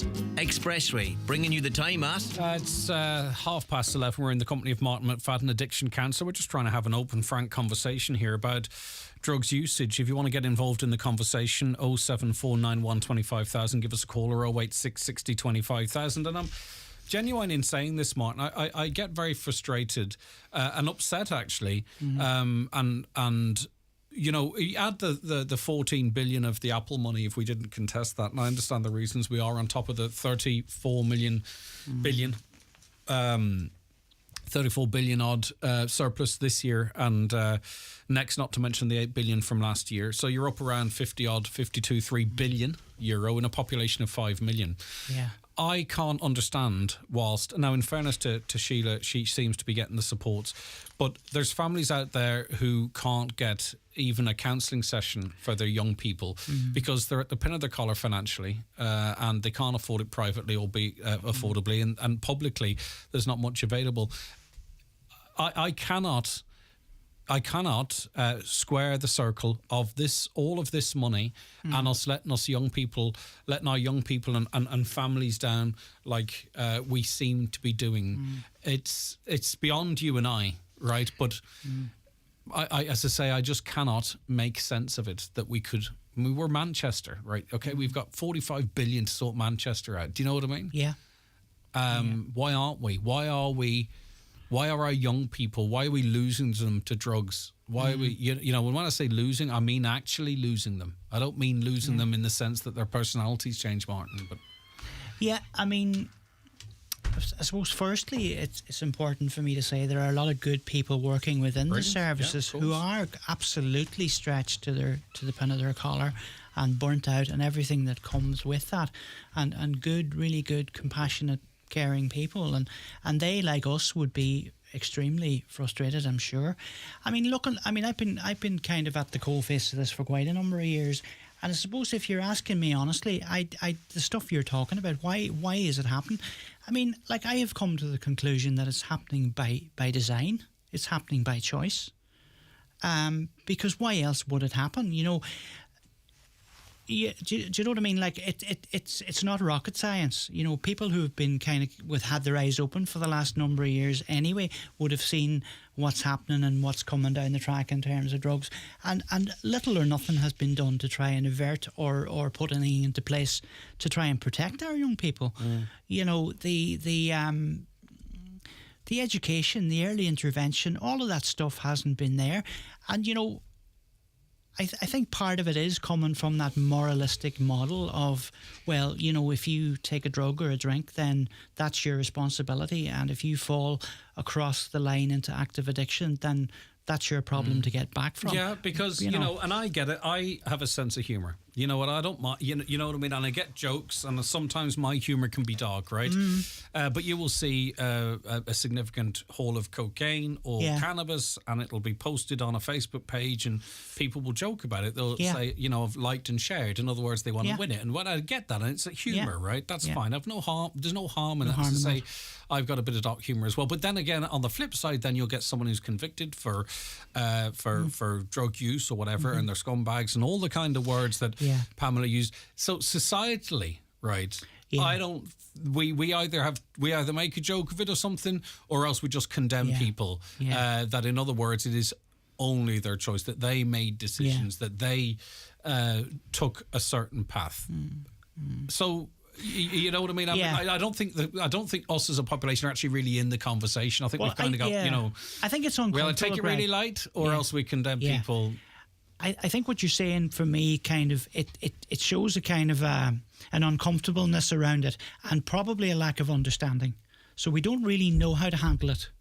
You know, we know it's somewhere along the line it's potentially harmful and dangerous, but yet we do have that gallows humour around it. But you know that, like, I mean, you were talking to me, you know, a few minutes ago about the health-led approach, and I think that's part of it as well. The fact that, you know.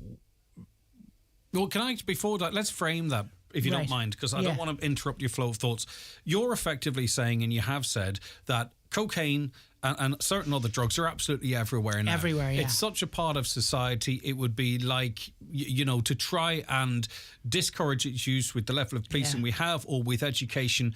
That we don't stop it, right? So when you talk about a healthcare-led approach, that means decriminalisation, doesn't it? Yeah, So talk to me about what you would see as how we deal, and we'll focus on cocaine and cannabis, yeah? Yeah, fine, So how do we deal with the scourge of those two drugs in our society? Well, again, you know, I would always have been an advocate for decriminalisation in terms of, again, because I suppose, from a personal and professional perspective, I would value people's autonomy and their right to choose. I suppose the caveat with that is people, and particularly probably young people who are still have a developing brain, don't always make or have the information to hand to make informed choices. So, you know, the impulsivity and everything that comes with youth, there are no disclaimers handed out by drug dealers as to what can potentially happen. So, you know, that kind of education is not there. So, like, for people who make poor choices, and they are poor choices, they should not be criminalised for that. So if you go out the weekend and you're in Dom's or wherever you are, the McCafferty's, whatever, and you're doing a line of coke, you should not be criminalised for that. Well, then what discourages me from doing it? Well, I mean, the threat at this stage, the threat of being arrested and maybe getting a fine or whatever else, that has no bearing anymore for people, because people don't respect that anymore. There's no fear in that. I mean, like you walk into a pub now and it's easier to pick out the people who are not doing cocaine as opposed to the people who are. So that's not a deterrent. The legal aspect is not a deterrent anymore. One thing I would have always kind of thought, though, from my own perspective, the actual legalisation is something I would struggle a little bit with, for a couple of reasons, because of the message that it would send out. That, and you just touched on it there a few minutes ago. Drugs were bad, and all of a sudden, if you legalise them, then does that make them good?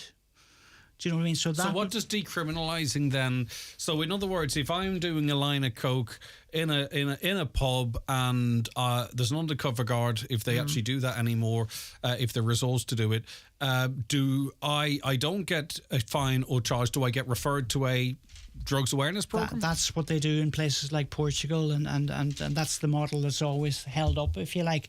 It's not perfect, but I suppose where I'm at now, I don't think it's really makes any difference whether you legalise or you don't, because I think we've gone that far down the track. But is it not? Have we though? Right, and this is I'm no. Like, I don't know anyone that takes cocaine. Okay. Right, I don't believe I do.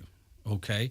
I'll tell you do. Do I? Right. Okay. Well, then I'll leave it at that then. So, either that or you don't get out. Okay. Yes. All right. Okay. It's that's how bad it is.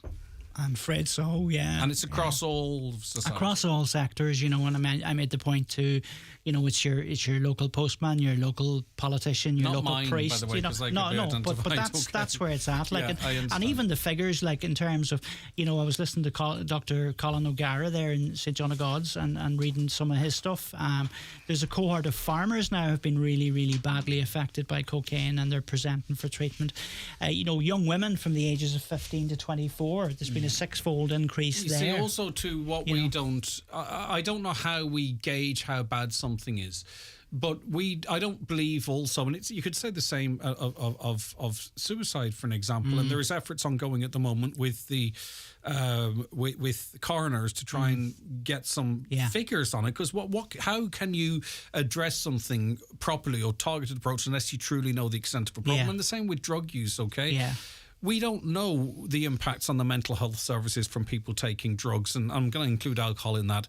In terms of suicides, for that matter, we don't know how definitively how big a factor is drinking drugs. I mean, what really opened my eyes is once the Gardaí started to be able to test for drugs. Yeah.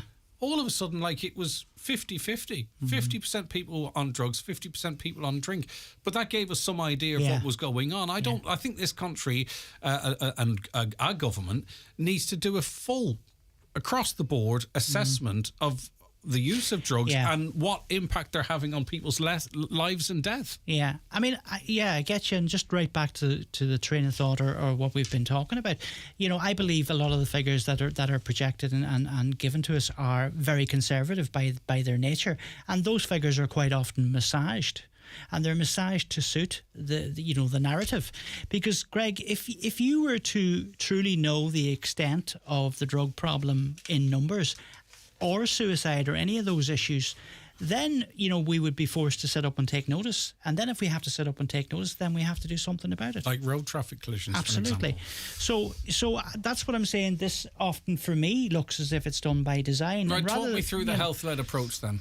Well, the health-led approach, again, it's probably, in terms of cost as well, it would involve more educational programs that were not industry led as we've had in the past in terms of alcohol or any other addictions, but also people in place who are able to work with trauma. So it's like somebody comes to me. I don't say, Greg, what's wrong with you?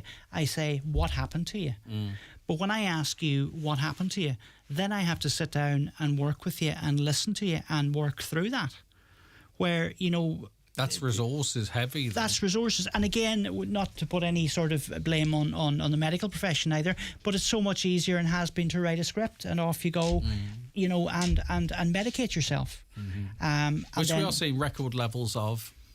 certain prescription drugs. Absolutely. Where counselling could be an alternative. Absolutely. And I mean, like, again, in terms of, there is a time and a that place. That in itself causes its own addictions as well. Yeah, absolutely. Medication works with talk and therapy, and that if you're doing, and you see the problem for a lot of people in addiction, Greg, and I think maybe people miss this, is the fact that if you're coming to an addiction service or counsellor or whatever it is, you're coming obviously with a bit of baggage and a history. And, I don't tell people now who come to me, you have to stop drinking or you have to stop using, because if I do that, I'm taking away their crutch. Mm-hmm. And there's a possibility they'll go out the door and they won't come back again, because I've taken away the only friend. So what I say to people, and this is a health-led approach, is, okay, I understand that you may need to have a drink at the weekend, but let's try and work on the stuff that caused you to drink in the first place. Mm-hmm. And if we can resolve that or get some sort of understanding and maybe clarity around that. Or even keep the conversation going. Yeah. Then there's a good chance you may not need to drink as much, if at all. I mean, they celebrated, government celebrated a record announcement for mental health, 78 million for 2023. Now, 78 million in a population of 5 million to me seems like chicken feed. That should be $1 billion. But it should only be $1 billion if we look at the structures and how everything's set up. Yeah.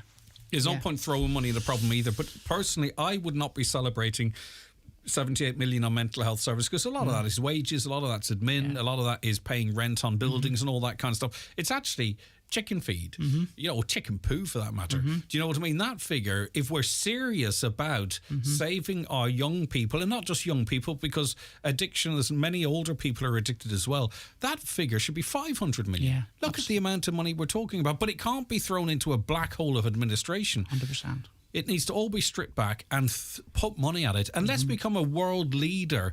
I'm hearing Stephen Donald talking about, we're going to be a world leader in putting labels on bottles of alcohol, right?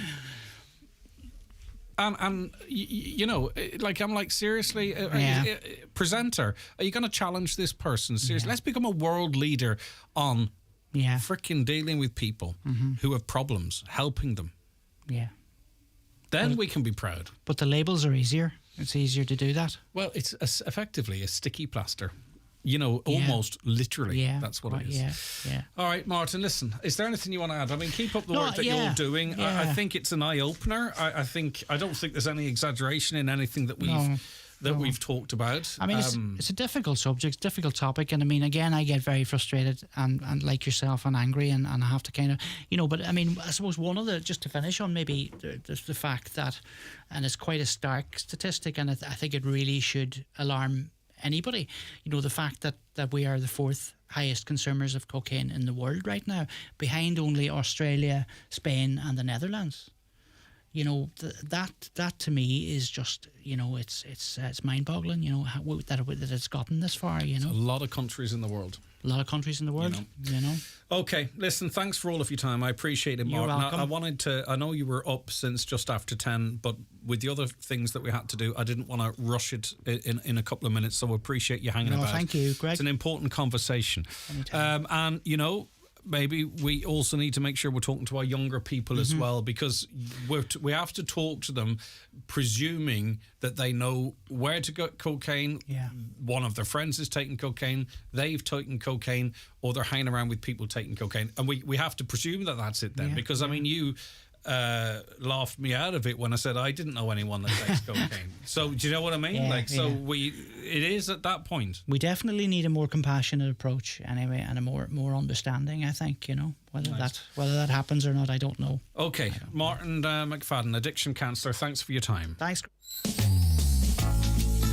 Our McCullough Jewelers in Letterkenny are synonymous with fine jewellery, quality watches and giftware. With stores at Main Street, Letterkenny and the Letterkenny Shopping Centre, or online at ourmccullough.com. You can choose from their quality product range in a relaxed atmosphere, and their sales staff will be happy to help you make the right choice, whatever the occasion. Our McCullough Jewelers, making moments magical for generations. In this week's RTE Guide, today shows Sinead Kennedy on long-distance relationships and how parenthood has changed her life. From biking to bathing, our out and about issue is bustling with tips for things to do this summer. And from Barbie to Oppenheimer, we preview summer's big movie releases. Everything and more. RTE Guide, on sale now. Suffering from hearing loss? At Kingsbridge Hearing Care in Ballykelly, our expert audiologists are ready to see you. Our brand new clinic location within Kingsbridge Northwest offers a full range of hearing aid provision, including enhanced hearing assessments and earwax removal treatment. So what are you waiting for? Don't let hearing loss hold you back. Call us on 028 7707 6050 or visit kingsbridgehearingcare.co.uk to book your appointment today. Preparing for a special occasion? Sorrento Shoes has the finishing touch. Shoes and bags in pastel shades, bling or classic neutrals. Sorrento Shoes. Available in all leading shoe stores. Looking for a flexible, affordable home improvement loan? From your kitchen renovation to getting your garden barbecue ready, B&S Credit Union's Renovate Loan is ready to go. For loans from €5,000 to €70,000, visit our website at bnscu.ie or free phone 1800 290 390, where our dedicated and experienced loans team will be delighted to help you. Loans are subject to approval, terms and conditions apply. B&S Credit Union Limited is regulated by the Central Bank of Ireland. Does the start of another week start you dreaming of adventure? Then swap your well-worn paths for the winding trails of Lough Key Forest Park or the meandering cobble streets of Kilkenny. For more short break ideas, visit discoverireland.ie. Book early for the best value and keep discovering. Transform your home with a visit to McGinley's Furniture, Letterkenny, located at the Portlink Business Park just off the Port Road. You'll find a huge selection of top-quality suites, beds and mattresses, also slide robes and custom-made dining and occasional furniture, with prices to suit every budget. See the great choice for yourself at our showroom, McGinley's Furniture, Portlink Business Park, Port Road, Letterkenny. Click mcginleysfurniture.com. Don't waste time. Have your say on the National Waste Management Plan. This plan, by the local authorities of Ireland, sets out a path for our transition to a circular economy, to reduce pressure on our natural resources, increase reuse, repair and recycling, and promote sustainable growth. We want your view on Ireland's plan. Go to mywaste.ie. Around the Northwest with John Breslin will be live this Friday from the Irish Wheelchair Association in Glenview Business Park, Letterkenny, for a celebration of their Community Day services. Come along and find out about their assisted living service, employment opportunities, community employment scheme, volunteering opportunities with advice and a demonstration of an adapted vehicle that's used to support driving lessons. There's also light refreshments and giveaways. That's this Friday from 12 noon at the Irish Wheelchair Association Centre, Glenview Business Park, Letterkenny. Join me, Marty Friel, this and every Friday night from 8 for Rockin' Hits on Highland Radio in association with Arena 7 Letterkenny, the best family entertainment complex around with bowling, laser quest, soft play centre and more. Visit arena7.ie. Okay, you're very welcome back to the programme. We're joined on it now by Len Porter, author and journalist in Portugal. Len, thank you very much for joining us.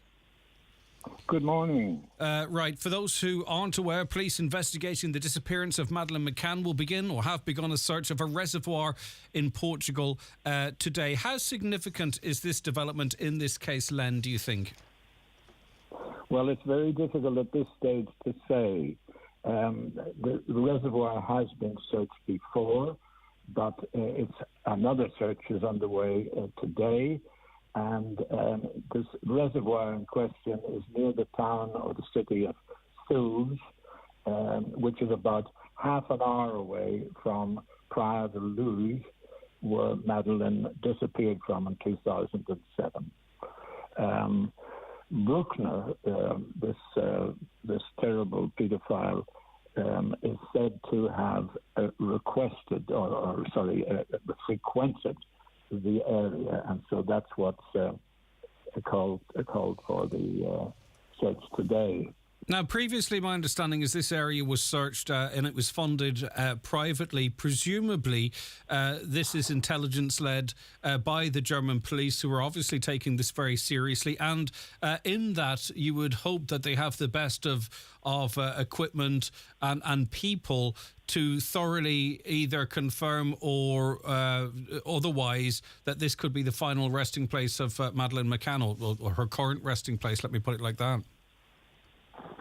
Well, the search is being coordinated by the Portuguese police.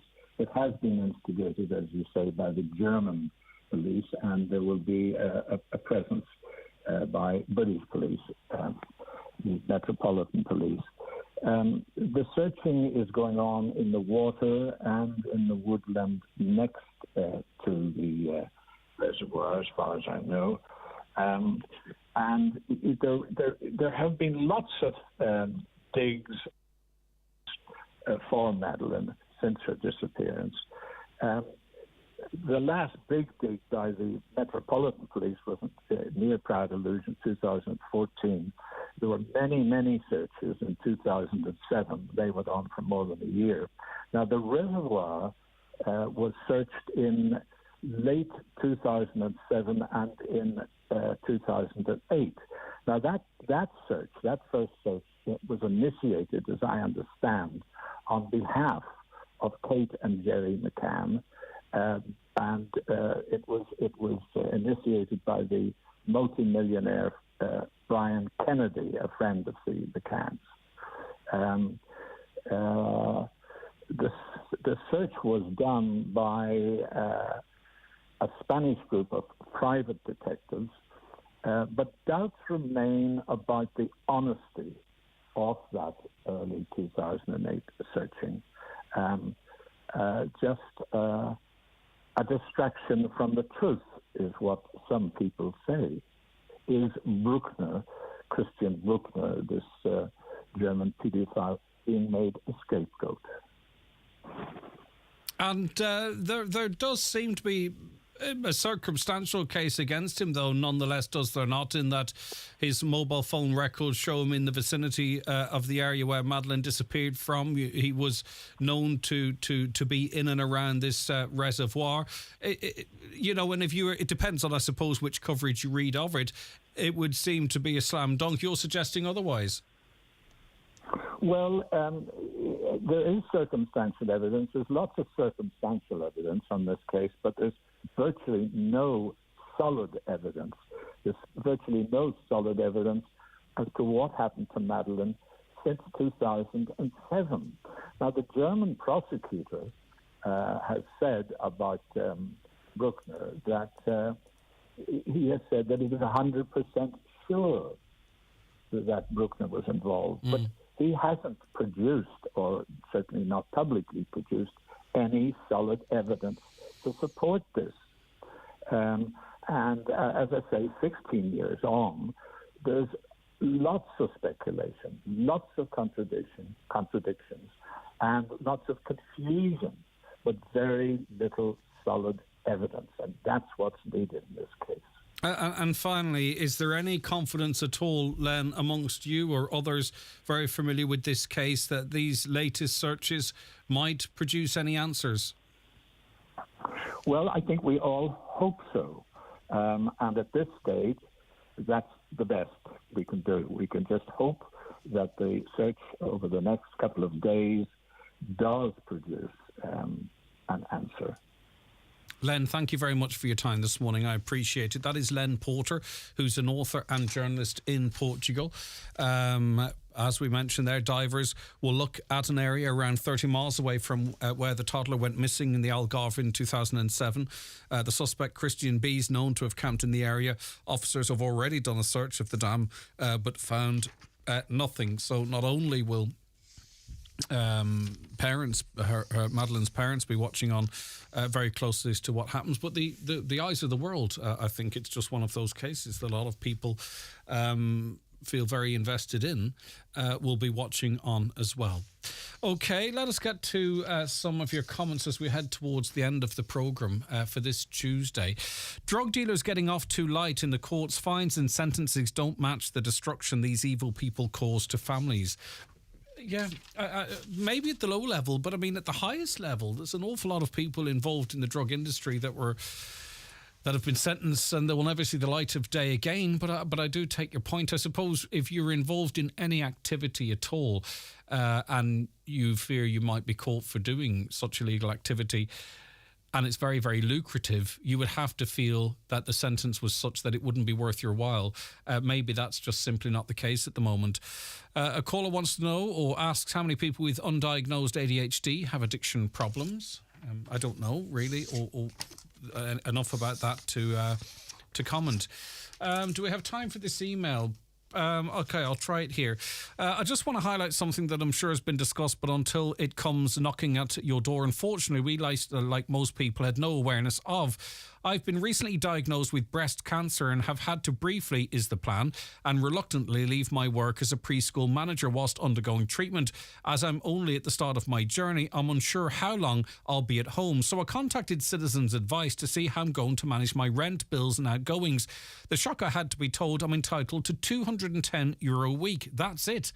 My rent's €194 a week.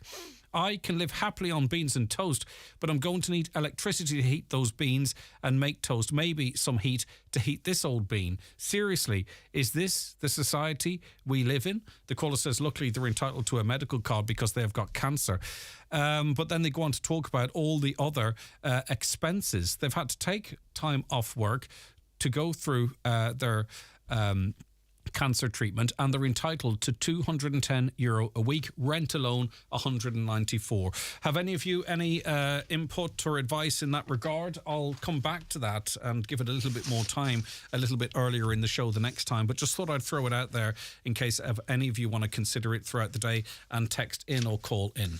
Right, that's where we have to leave it on the programme today. Thank you to all of you who listened to the show, and those of you who chose to watch the show. We're back with you tomorrow morning at 9.